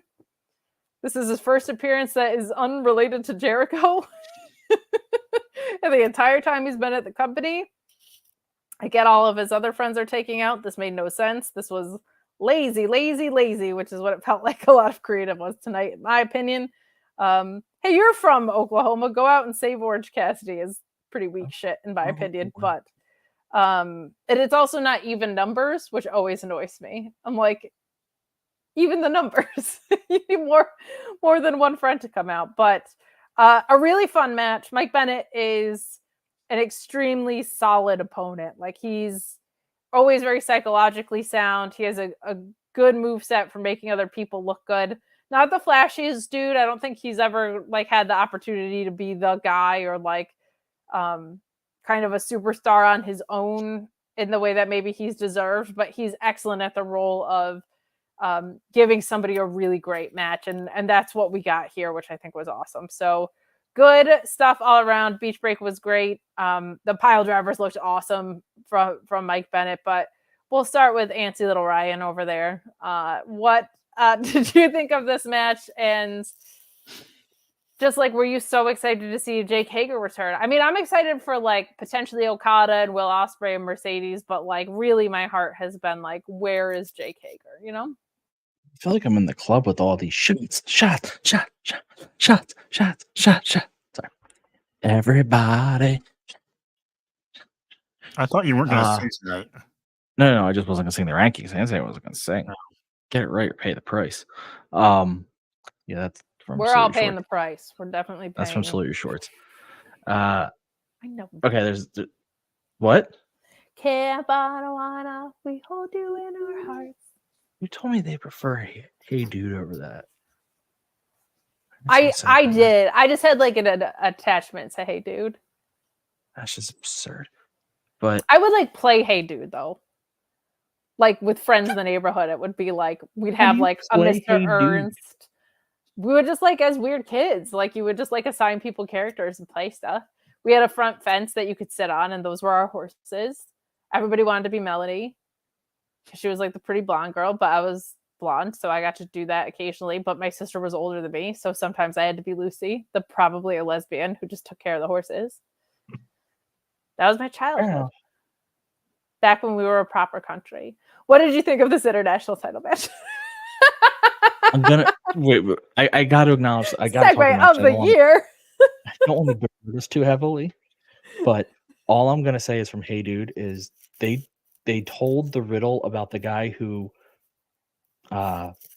used an ice block to kill himself, basically, and that's how I remember that riddle. Remember, there was no chair under him, the floor was wet. How did he get up? Oh yeah. And it's from Hey Dude that I know how that riddle is answered. Dang. All right, educating the masses. But you said it. The match was wonderful. Orange Cassidy's a great wrestler. People need to acknowledge that. The Mike Bennett is far better than people believe. I still remember going to ROH with you, and those women just really marking out for Bennett to an odd extent. Yep. It was kind of strange, but I mean, this is perfect. I think commentary really did well in this match because they're the ones who pointed out, again and again, they're just wearing him down. Yeah. This is all to get him to Roddy Strong, as worn down as humanly possible. Like, this is a strategy. I do not understand the Jake Hager thing. I mean, like, I understand they wanted the hometown pop, but I don't understand why they thought that needed to happen. And here's the thing. You could have told that story in a 5-second thing where, like, either Orange is standing next, like when Orange is getting interviewed, Hager's there and Orange says something nice to him, or gives him his glasses or something just to be cool. But then everybody would have been tipped off. You had to get the surprise aspect. Oh yeah, you really needed that surprise aspect. You're right. That's a hometown pop, baby. Need the surprise. Joe, were you as excited to see Jake Hager as we were? I missed the hat. I mean, if there's anything about Jake Hager's time in AEW, it's the hat. That's what we'll remember. The match was solid. I like the idea of Orange having to run through Undisputed Kingdom. That makes sense. I like Mike Bennett's work. He always just kind of had, up and down creative, so he's never really had his booking was never very consistent. So I feel like to get him to where he could be, but I'm glad the winger punch is still out there in his arsenal. It is. Pulled that out tonight. Important one. I think they called it the 5-on-2. So that was good to see. And yeah, the Hager stuff, I was surprised to see it of all people to come to make the save because it didn't make any sense to me. Other than great, you're from an hour west of Tulsa, so I'm hoping that it leads to a tag match, obviously with Taven and Bennett versus OC and Hager, and maybe Hager takes a pin. Maybe Hager turns heel on Orange and challenges him for like a Rampage match or something. Has Hager ever faced besides tonight? He was kind of in that realm, like right after they left Jericho. Yeah, and like comedic heel was. Yeah. He was technically a heel, but people were cheering for him a lot. Because they liked his hat. He and this hat can go back into whatever box he was in. I don't super need him here. But he just is not very good. Like, he's really not. Like, he's not. Listen, I'm giving you a hard time, but no. Not very good. But you know who is very good? Very hardworking Renee Paquette. She does every interview on the show. And she is with Angelo Parker and asks him about his date with Ruby, and he says he's excited as Ruby walks by in a dress. And Parker asks if she's ready to go to the car as it pulls up. And Ruby Soho asks if that's for them. Parker says no, they have a lift. And we see Ric Flair getting out of the car. Let me tell you, you want to kill an episode for me, put Jake Hager and Ric Flair back to back. I do like Taz being like, he got a lift. Yeah. Taz is so great. Like, embarrassment of riches on the commentary desk, and I don't need to harp on it because we do talk about it a lot, but between Taz and Excalibur and Nigel and having Ian Riccaboni around, like it's a really, really solid desk. But Taz, like, unmatched personality wise, like his vibe is so great. But this does lead us to an interview with Ric Flair, and look, I'm not excited about Ric Flair being here. I don't like Ric Flair. I don't need him on my programming. Sexual misconduct aside, he's also 9 million years old and it's not necessary. Like, he might be Weekend at Bernie's at this point. Like, we do not need him on television, but I will say this segment was probably the best that we've seen. And this might be the best creative direction that they could head with what is coming down the mountain. So this was not Ric Flair talking aimlessly for 12 minutes and making weird comments about teenagers. This was him saying that he feels like he was supposed to be involved in Sting's last match. He's barely been involved. I liked that because it plays into the reality of the fact that he was supposed to be, and nobody really wants to see him. But we have seen a ton of involvement from Darby, right? So this felt kind of the right way to play into real life. And he says he's going to go explore his options, and he goes to meet the Young Bucks. Now, if this ends up being Sting getting cost by Ric Flair, because Ric Flair turns on Sting one last time, to me, that's probably the best creative direction that you can go with something that's going to involve Ric Flair at this point. I think that's probably the best call. It would also justify Sting losing the titles and going out on his back properly without pissing off the crowd as much. But Ryan, you're a Sting guy, and you're definitely wearing face paint next week. So what did you think of this segment? And is that the creative direction you want to see it go? Or do you think they should just win and vacate it and call it a day? No, they need to lose the titles, but your direction might be the one they go in, because it would be so fitting for Sting's last match to once again be betrayed by Ric Flair. However, I wonder if on the way there we get next week or Saturday, we get a promo from the EVPs showing a bloody beat up Ric Flair. Ooh. Not mad about that. Joe, what are your thoughts on this segment and this creative angle? And also, since we're talking about it, do you think this main event, because I feel like it's just going to be the biggest deal. I don't know how you follow this up with anything else, but it does feel like the triples event should main event. Maybe you do this and have a cool down match. Maybe FTR versus Mox and Claudio comes in between, and then you have the triple threat. But where do you place this on the card? It feels like such a special and unique thing. I would make it the main event, because that's what you kind of built this whole pay-per-view around from the very start. It's Sting's final match, and it should be the final match on the card, I think. And with Matthew and Nicholas Jackson involved, it makes sense. It could be a main event match. The segment tonight, it was logical. I was wondering how long it was going to take Rick to get out of the Jeep. It's been a while. And if he's going to tear something, he's going to tear his MCL or ACL. I mean, honestly, I'm in my mid-30s and it hurts me. You know what I mean? Right? So God bless him for being able to, I guess.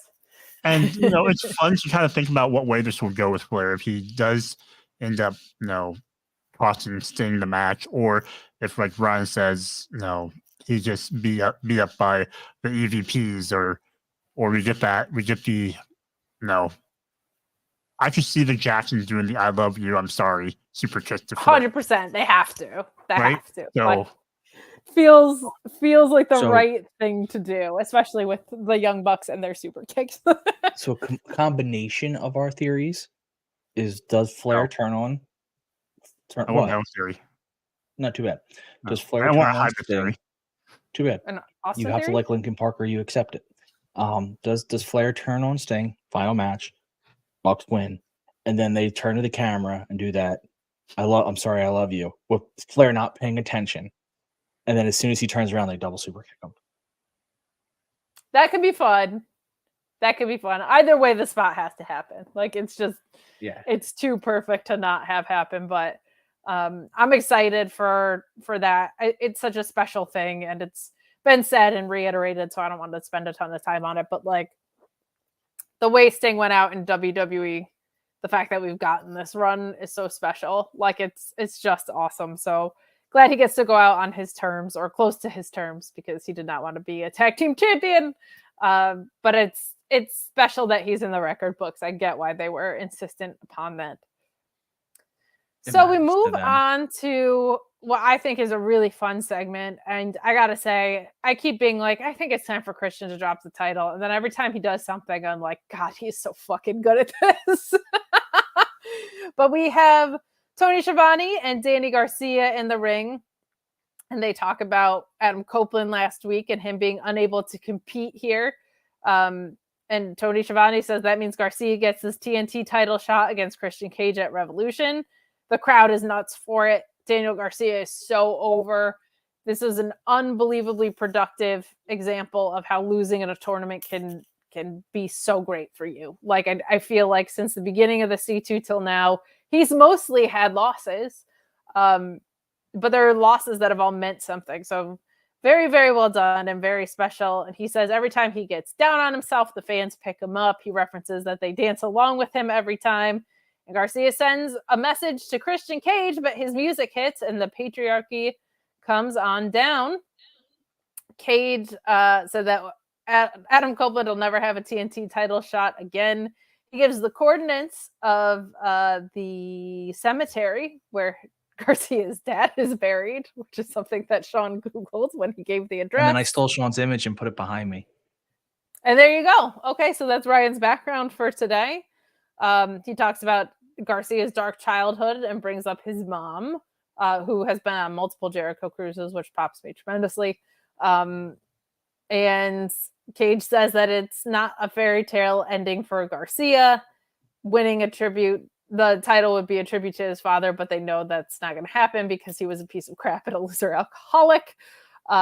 Really just driving home the father stuff, not only with the absence of the father, but reiterating that he was a piece of shit.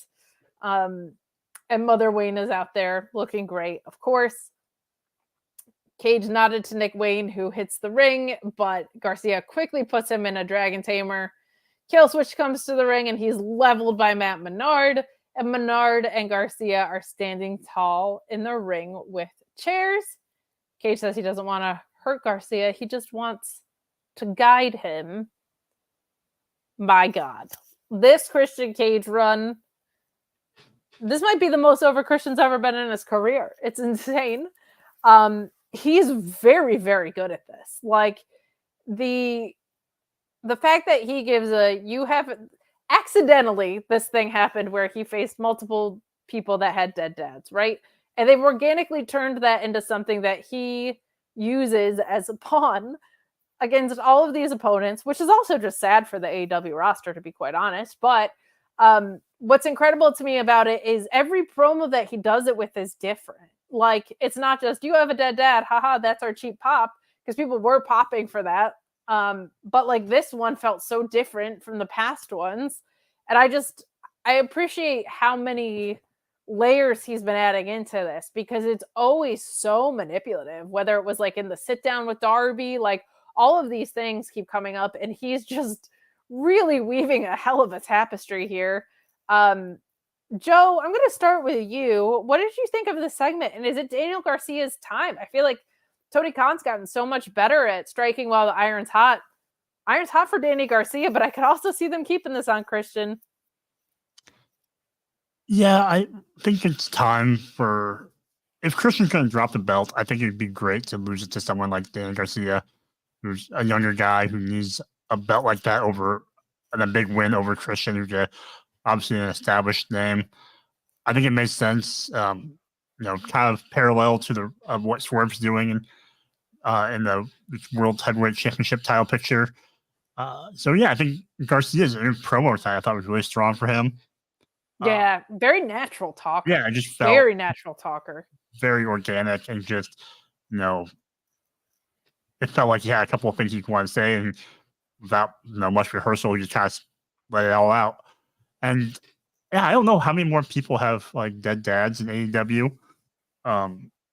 At this point, I'm almost wondering if I don't know, I might challenge Christian for the title at this point. Like my dad's dead. Let's go. See, this is literally the only thing standing between me and the title is that I have a dead father who's very present and loving and supportive of me. So I can't. I'm pretty sure I'd win it if I didn't. But Ryan, I love your thoughts on this segment. And also, Christian was very specific in his wording of he will never challenge for the TNT title again. Doesn't mean he wouldn't try and recruit him on his side to maybe cost Daniel Garcia here.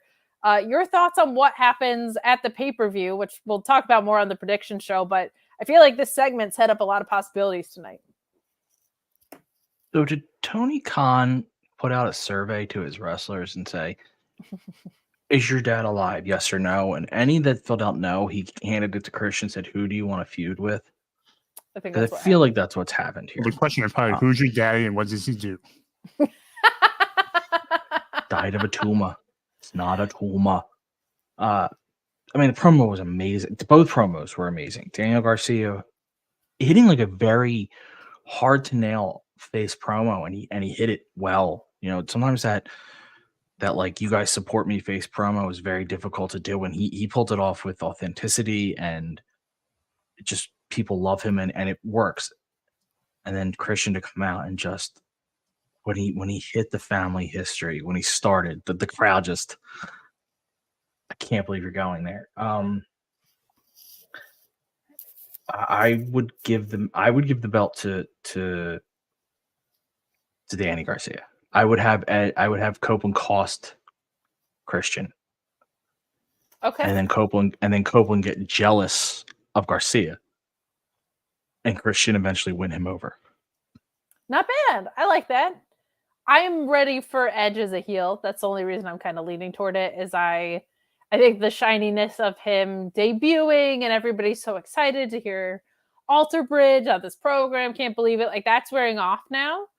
And I feel like so much of because he's really good at his job, so much of what he's done has been about the rest of the story and the other people in it that like a little bit of a heel snap, I think could put a lot of shine back on Adam Copeland in a good way, but not mad about that. Not mad about that. I think we got to get a tables, ladders, and chairs tag team match at All In, I think is the way to go there. But a lot of possibilities. And I like that there's not anything that's super obvious in that because it does feel like there are some more predictable things.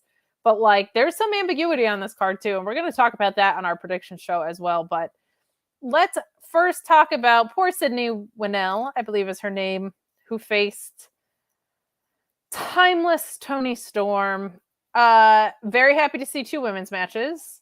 Not happy to see two women's matches take the amount of time of one, basically, on a show. But a dominant champion. You can sell me on this, but what we really got gypped out of on this was not enough facial expressions, not enough time on the mic, not enough of Luther doing insane stuff. So this is a very, very, very quick match, but she does manage to get in the Venus de Milo, I believe it is, submission, which is a Deonna move. Like this is really Tony in a very quick amount of time pulling out some of Deonna's best hits as a way of saying, I'm coming for you. I love that this insane character has managed to turn some of this just straight up into being about pro wrestling. Like that's a really fun thing to me. I'm going to throw it to Ryan and I'm going to get my dog to leave my charger alone. But what did you think about Timeless Tony Storm? And will you please reenact some of her faces? Okay, so hold on. Yes. Wait, I got to do this the right way. If you do this, but not face paint. Shut up. Shameful. So I liked the match. I think there's an interesting story they're telling. Toni Storm faced a indie wrestler off the street that she was definitely going to beat, no questions asked. And they had Deanna wrestle a legend coach who knew her very well. And I think they're trying to speak to the women involved, which is Deanna's willing to take on all challengers and is hungry and wants to wrestle and is doing what she can. And Toni Storm's just desperately clinging on to her belt and her wins and her sanity. I will say, even though it was very short, it was very effective. Like, there were a lot of things that, like, she's gradually coming back into this world of pro wrestling, right? And Deanna's a big part of that. Joe, what did you think of our silly match that we got here? And then we'll throw it back to Ryan for some faces. Yeah, I think it was effective for what it did. She was kind of no nonsense. She didn't play the character up too much. Deanna had been challenging her to bring out this old Toni, and this is her way of showing that it's still there, that she can run through someone at 100 miles per hour with her hip attack, and the cherry on top is finishing the opponent with your maneuver. So, and then the camera worked beautiful at the end with the whole split screen again.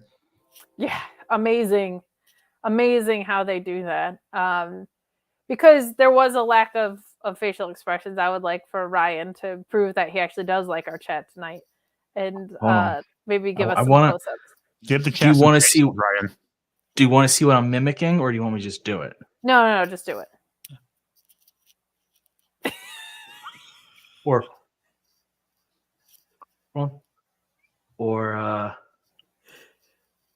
that's the one. Where's the hands? Give me some. Aren't the hands supposed to be somewhere? Yeah, aren't they like? There you go. Yeah, that's the thumbnail. What's fun is like on the angle, the one looks like Toni Storm, but dead on, you kind of looked like a big mouth Billy Bass. Remember those fish where they were just like, just shot after shot to me on me. We can't hear you. You gotta pull your mic closer again. Taking shots at me tonight. I'm coming in hot. Okay, coming in trying hot. to see if there's any other good ones for me to mimic. I literally went on to Twitter and put in Toni Storm facial expressions. Don't put in Toni Storm facial because no, I made sure I added expressions. And luckily, that Denise Salcedo had a few saved that popped up instantly. Oh, there's also this one where she's like snooty. Oh yeah, the little. So I like it. Or I can't do the lip curl. She does like a lip curl thing. I can't. She does do a really good like Elvis-y lip curl. Yeah, but thank you. We appreciate it because there was a startling lack of facial expressions on the show. And what Dynamite lacks, I like to try and give to the people. And what I like to give to the people is when I make other people do stuff. So I appreciate that. And I am not sure I love that Joe going, oh, that's the thumbnail, which also means that might be the clip. And I'm not thrilled with that. But I'm ecstatic and I already wrote down the timestamp. So out of context, it would just be like a montage of Ryan's doing the different looks. We'll just do it won't be like a reel, it'll just be a picture thing, but it'll be like 6 of them, but it'll just be Ryan's faces. So we can edit them, put them in black and white. It'll be beautiful. Even Rocky had a montage. Even Rocky had a montage. Tell you what, Deanna Purrazzo and Madison Rain, outside of a scary neck bump or head bump, which was the move of the nights for some reason. Yeah, it was. That part wasn't great, but this match got some time. These two very, very familiar with each other. Not only a coach of Deanna's, but they faced each other in TNA or Impact at that time, I guess. Here in AEW, and I believe in NXT as well. I want to say they faced each other a lot. But some good stuff in this. The unfortunate situation with the neck bump really kind of clouded things for me, but loved her using Toni Storm's ankle lock, or the break a leg as she's been calling it.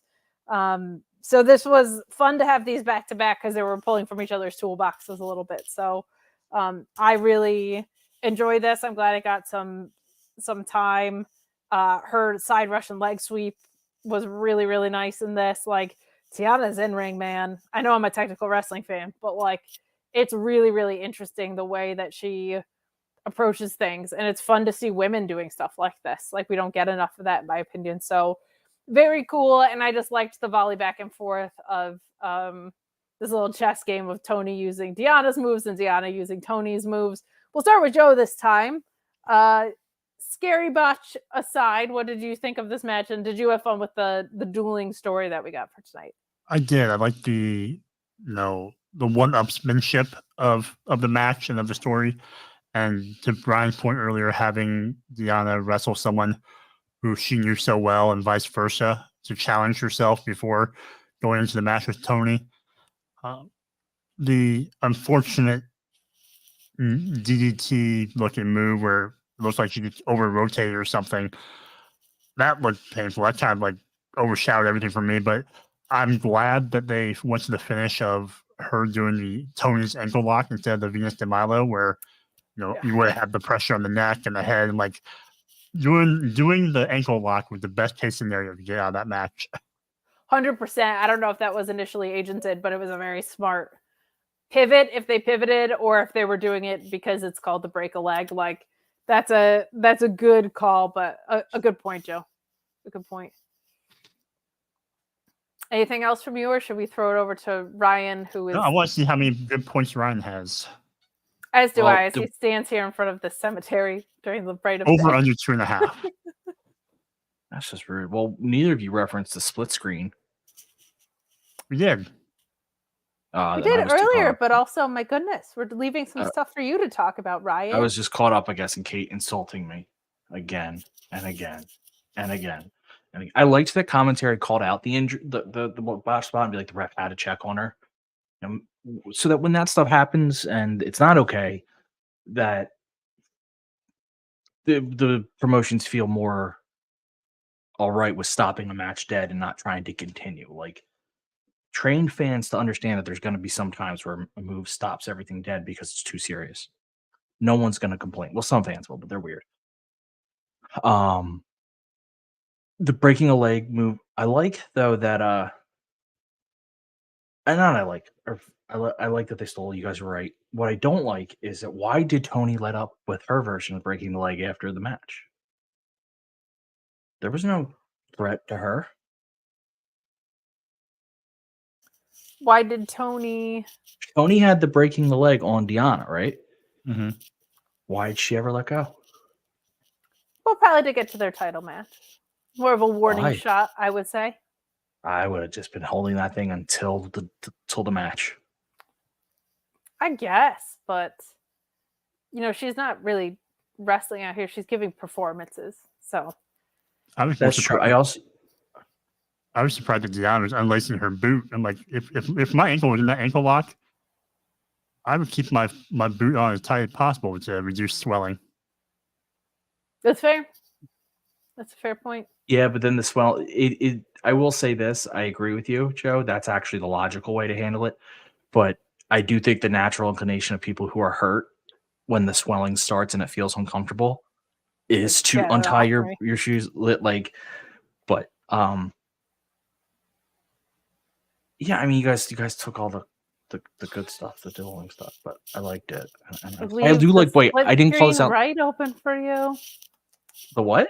Leave the split screen basically wide open for you. You guys said you covered it. Yeah, but we didn't say how magical it was. We just said love the split screen. Well, you said you referenced it, and I thought I missed it because I was being insulted. Listen to the product, Ryan. No, what we didn't reference was that during Tony's match, it would go from color to black and white every 3 seconds, which was amazing. It was basically color while the action was going on, and anytime Tony got a moment on herself, it went to black and white. Whoever's doing this programming, whoever's doing killing it. Video, absolutely killing it. Really good stuff. The women's division is cooking, and I'll take this time to also note that AEW made an important hire, a VP, a woman in a VP role, which is very exciting on the creative side of things, who was in WWE and worked very closely with Mercedes Moné. So not only continued growth in the division from a work rate standpoint and a creative standpoint, but we're now seeing expansion of screen time and a women's presence backstage, which can't imagine that's a bad idea in light of recent events. I think that's probably a very good call, especially someone that works so closely with Mercedes. So good developments happening there. More developments in our tag team title picture here. We get Darby and Sting. This felt like they were at a spooky church turned into a nightclub. I did not know it was a recreation of the Crow set. Just didn't know that. You mean a recreation? Yeah, recreation. Recreation, as in like we're having fun and we're playing. They're not recreational. But you're saying recreation, and it's recreation. Oh, go cry over a promotion. You make fun of my fucking the way I pronounce things all the time. Yeah. I get to say this. I am with Ryan on this one. You can say it, but that doesn't mean I'm not gonna continue to make fun of you or deflect. Joe's with me. I think in Parks and Recreation. It's a great show. You should be happy that I said that. Either way, I didn't know because I'm not like in the weeds on Sting stuff, but very cool nod to them doing that. We do find out here, unfortunately, that Sting's dad did pass away recently. He talks about the Young Bucks going after his children, says this starts making him think about his own mortality with stuff like this, that he always thought it was invincible, but now he's starting to feel more vincible. I said that, not him, but all of this heading into Revolution, I think, is a nice build. Like, this was a really, really good promo. It felt very heartfelt, very sincere. This was a really good example of, like, it doesn't have to be the longest promo to be the most effective. Like, this really put a lot of heart into a match that I think is going to be great. And especially when the other side of this is dominated by Matthew and Nicholas and them doing this very silly good cop, bad cop stuff. Like, to have something so heartfelt heading into the last match to talk about his dad and his kids and his own mortality and feeling invincible, especially when we see him jumping off of shit constantly.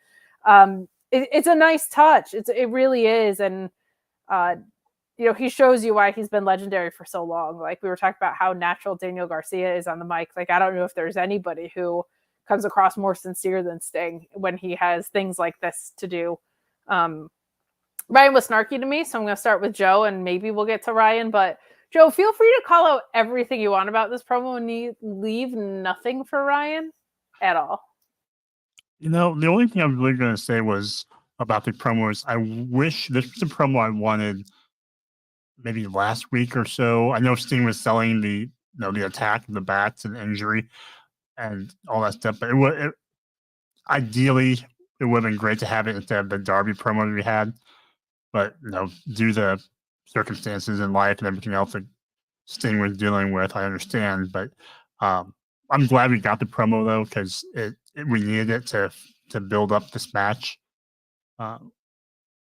And I'm going to be kind and leave the rest of the meat on the bone for Ryan. So we move on to this Tony Schiavone and Wardlow's out. No, I'm just kidding. Ryan, if you're going to paint your face next week, which you are, like, I can't just not let you weigh in on this. What are your thoughts on the man who you're going to be paying tribute to in the face next week? You mean the man called Sting? Man called Sting. He's literally a crow and a joker and a surfer. And a midnight toker. This was an amazing promo. It's actually sad that it's one of his last because it was that good. He the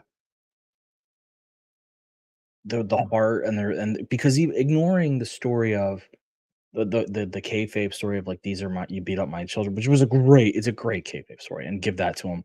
You can just tell there is a lot of heart between, like, this is it for me. Like, this is gonna be my last match. It's the last you'll see me do it. So the heart in the promo, and that's not always neat. Like I said with Daniel Garcia and his earnesty, it's also not easy to get true heart across in a lot of promos, at least to the point where I could feel it. And I could feel it in this. And he doesn't usually talk that softly, and seriously at the same time. Usually when he's talking softly, it's like almost like menacing and like almost in a Joker way. This was so soft, so serious. The tone was perfect. And I didn't get the Crow reference either, to be quite honest.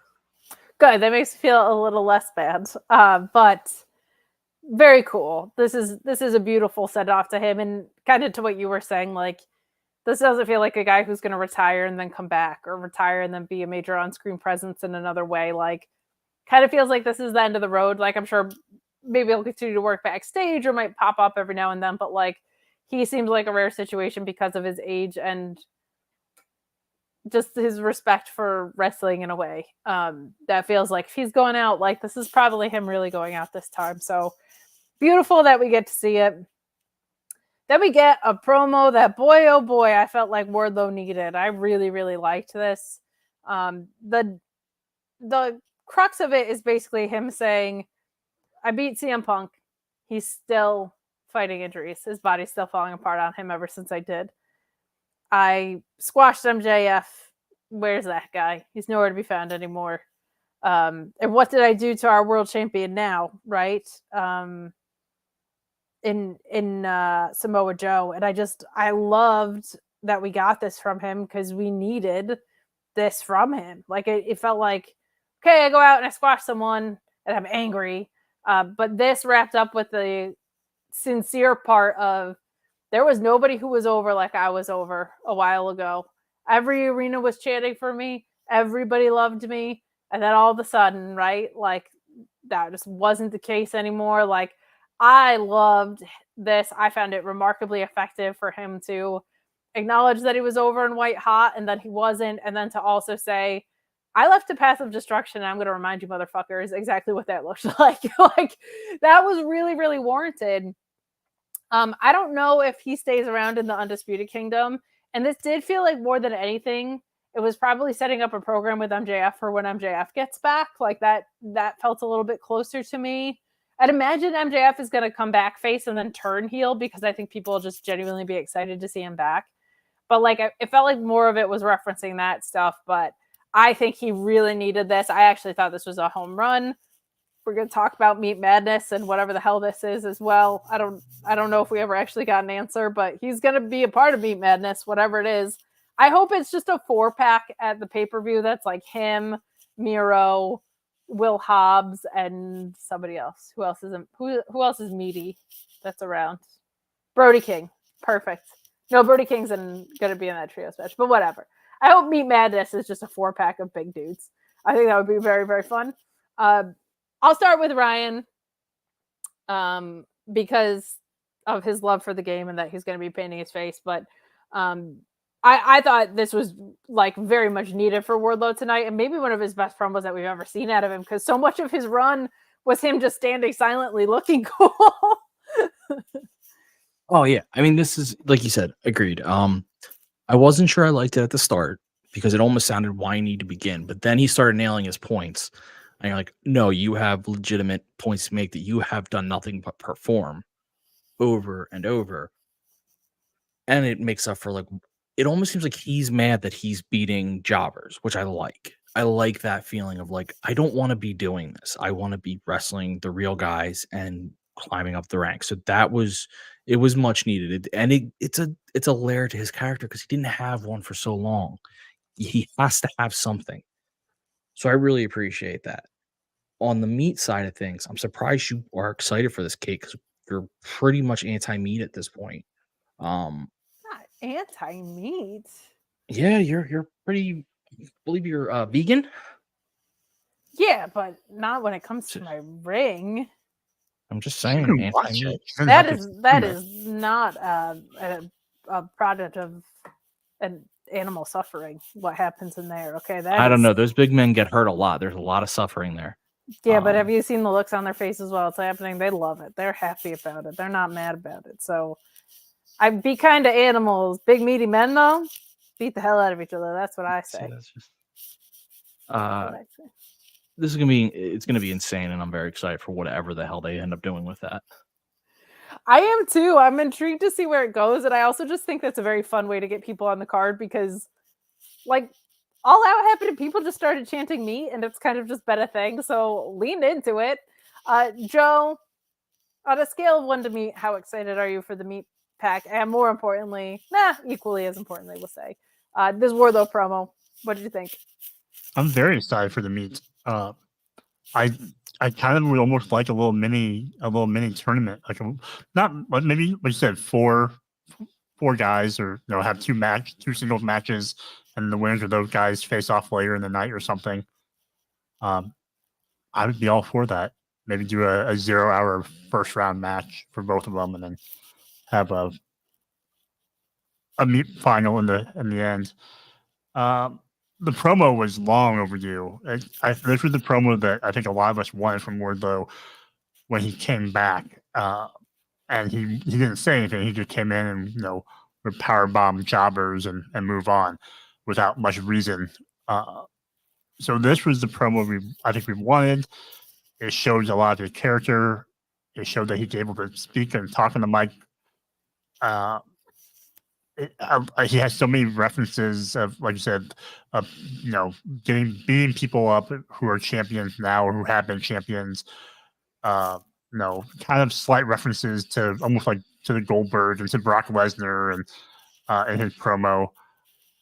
And I'm always a fan of these kind of promos where you're kind of a heel, but everything you say is true.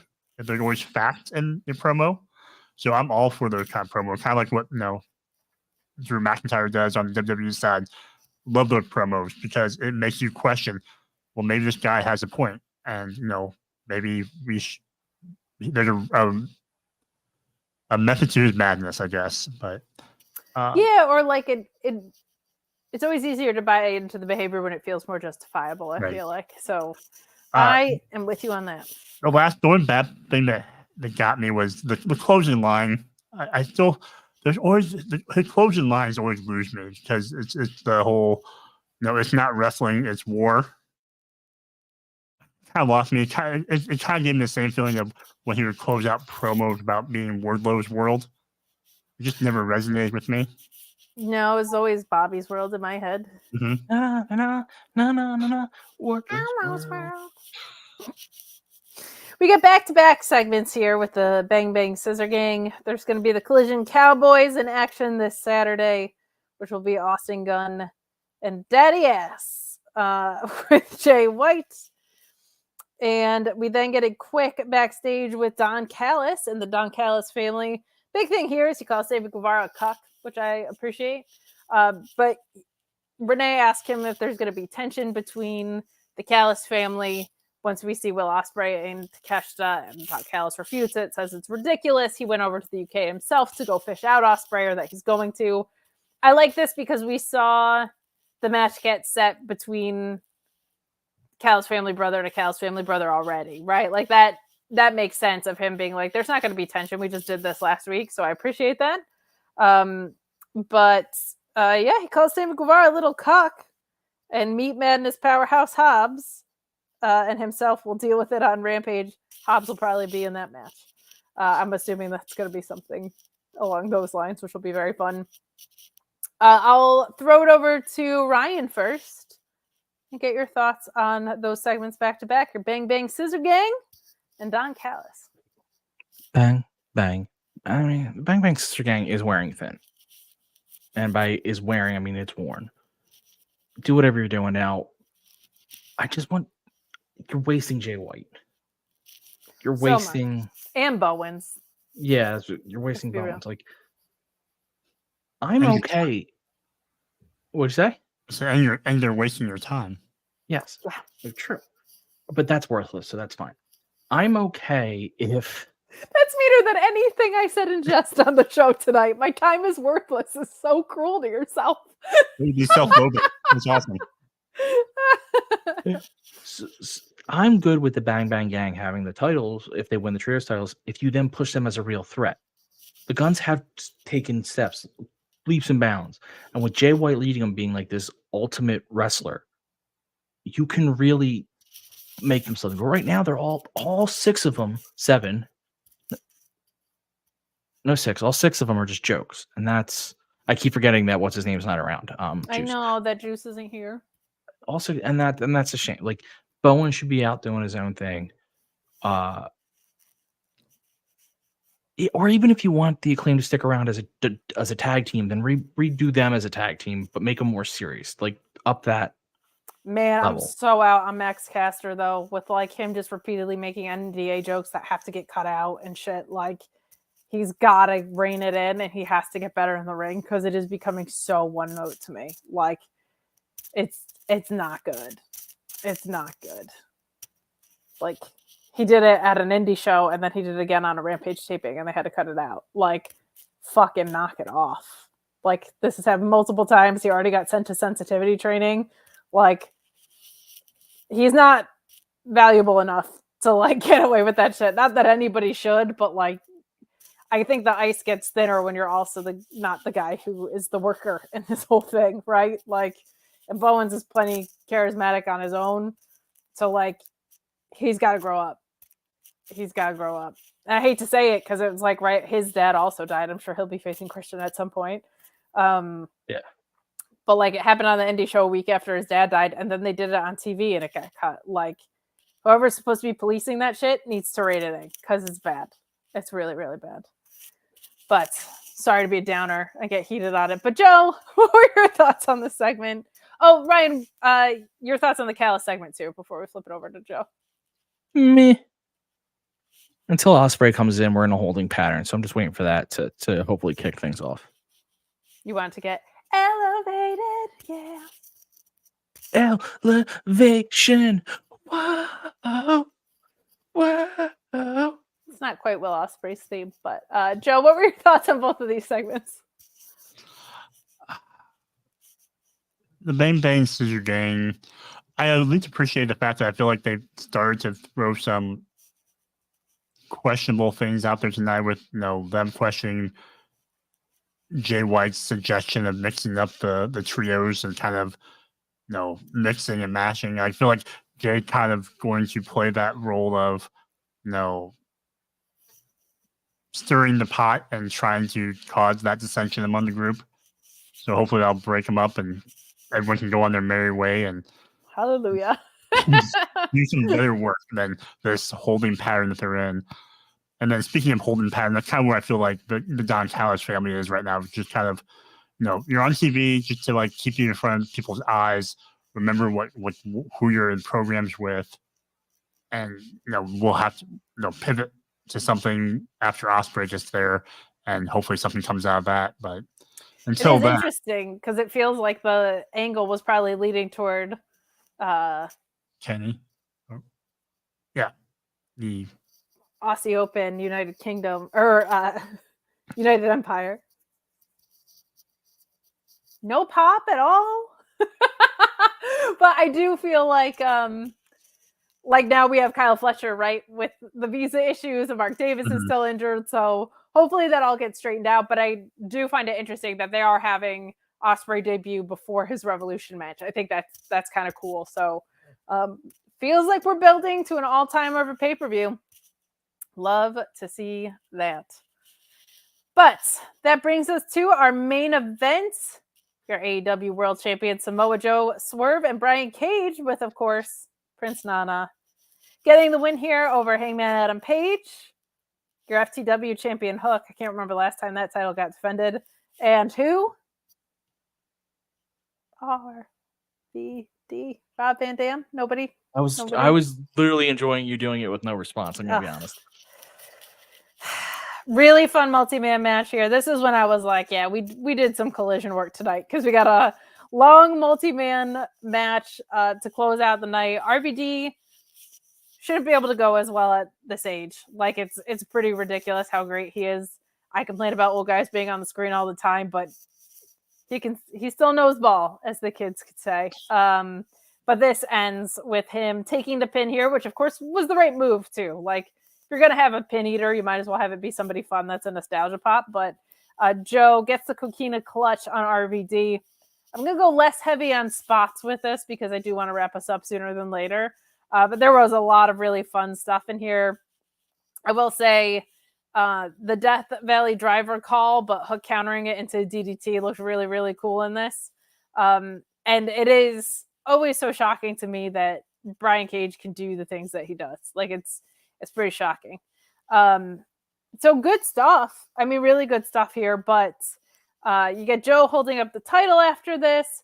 Swerve looking on with Nana, and what I thought was a really cool shot. Like it was him looking through the ropes, and Swerve just he very rarely has vulnerability, and I feel like he was like, Samoa Joe's a different kind of fucking guy. Like I could read that on his face, and I really liked that. Adam Page was holding his ankle. We hope that he's not actually injured. That would be so awful. But he's also really damn good at selling. So let's just hope it was that. But this was a fun main event. I'm in this place where I think it's Swerve's time, but I also feel like I could watch Samoa Joe be the champion for the rest of his life. Like it is incredible how much that guy just, you give him a belt and he is a champion. And like when he doesn't have a belt, he's a champion that's walking around without a belt. Doesn't always mean he's in a title picture, but he carries that gravitas so much. Like really, really just can't say enough about how from the second he steps out from behind the curtain to when he's done, just feels like a world champ. But fun stuff here. We'll go to Joe first. Your thoughts on our main event? I thought it accomplished what it needed to accomplish. It felt very much like almost like a go home match before the pay-per-view, like something you would have the Wednesday before the pay-per-view, where you put these guys in kind of a mixed tag match to kind of, protect them a little bit, and but they're still the stars of the match, and all the other guys are kind of filler to take away some of the work. I thought having Rob Van Dam, he got a lot of offense in from the old guy went, and yeah, it made sense. I mean, if you're gonna get that much offense, I mean, if you're gonna eat the pin, at least have a lot of offense in the match early on to look like a threat. A sneaky way to protect your talent that is leading up to the triple threat, like from getting injured, is to have a guy who's a nostalgia favorite who can still go do a ton of work, get a ton of crowd reaction, but people are still getting to see their modern day favorites. But it lightens the workload on those other people, so it is clever. But continue. Yeah, I mean, I thought it was a solid match leading up to their match, the pay-per-view, and AEW, they really like doing overruns. Yeah. I thought there was going to be some kind of closeout angle or something more beyond just them staring at each other, but no. They're like unnecessary overruns too. Like I'm always like, you could have just not.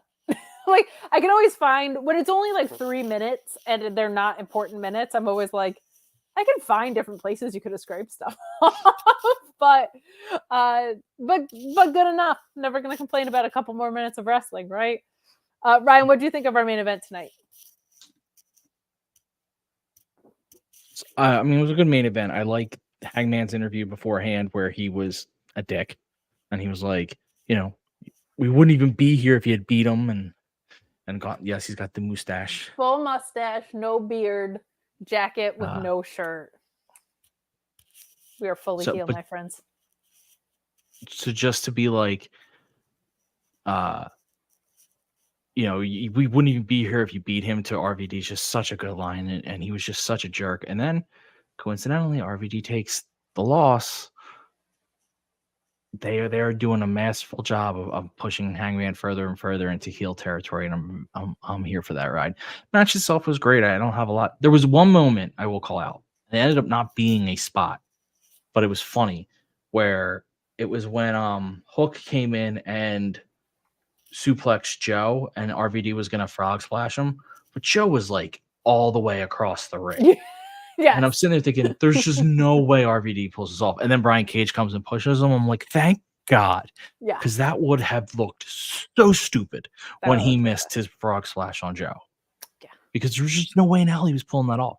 But otherwise it was good. And like you said, it's smart to put RVD in to take the loss. Doesn't hurt Hook, doesn't hurt Hangman. He gets the nostalgia thing and the stare down between Joe and Swerve injected into my veins. Yeah, that was a really, really fun way to go home on what I thought was a very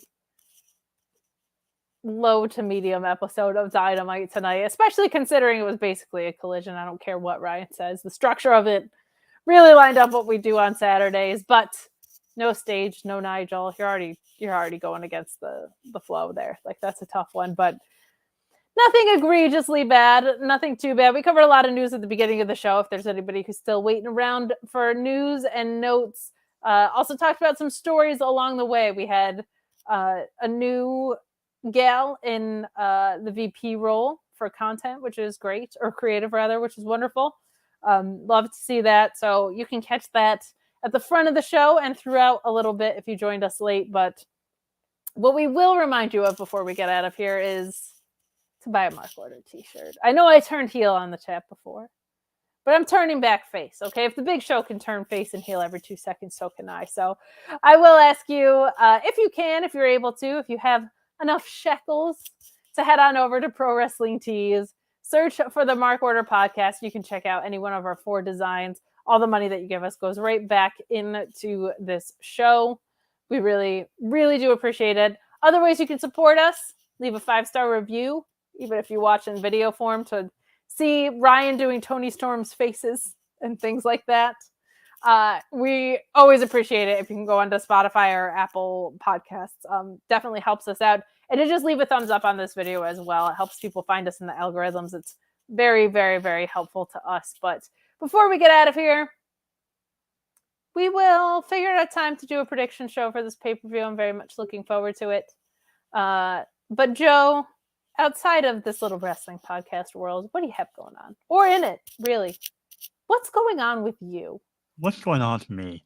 Well, other than tonight, we will be on Saturday night on the Collider Cast as Collision returns this Saturday at its normal time. So I'll be there. I assume Ryan will be there. I'm a Collider. I ain't gonna give up. I ain't gonna stop. There you go. So join us for that live watch along Saturday night on social media @_Asian Joe. In my bios on my social media, there's a link to my cereal review blog. So if you want to read about cereals that you'll never buy, enjoy. Maybe we will buy them. And you should have affiliate links to all of those cereals if we do, because you deserve a kickback for your bravery in trying these weird and silly cereals. But Ryan, the stalwart of our Mark Order social media, where can people find you? Where can people find us? What are you up to these days? You can find me on all our social media at Mark Order Pod. I forgot Instagram tonight. I got to get better at Instagram. That wasn't my thing, so I got to get back on that. But you can find me on all our socials at Mark Order Pod, and then you can follow me, my history blog, hereforhistory.com, or at _hereforhistory on Twitter. And that's about it. And you will see me Saturday with Joe, because him and I, we collide. I'll try and hop on that if I'm able to. I love Collision. It's my favorite American presentation of wrestling right now. So I will see if I can join on that if I still have a brain and a mind and a head about me by the time we get to Saturday. But you can also catch me on Fightful Select on Mondays doing the Raw Sour Grabs review with Alex. We hit 500 episodes. Well, he hit 500 episodes. I've been there for like half that. On Fightful Select, we did a special edition on Saturday that explains all of our wacky lore. If you tuned in or like, what the fuck is going on? We actually went pretty in depth onto where everything kind of came from, but a lot of fun being had there. Tuesday, Thursday, and Friday on the Fightful main channel covering NXT, ROH, and SmackDown respectively. And Wednesdays here at the Mark Order, whenever I can be. Appreciate it hanging out with these guys. But stay tuned for the Collider Cast. Stay tuned for our prediction show, which we will set up a time to figure out. And more importantly, stay tuned for Ryan having his face painted next week. That's a guarantee. We'll see you. Have a good night. Bye. That's it.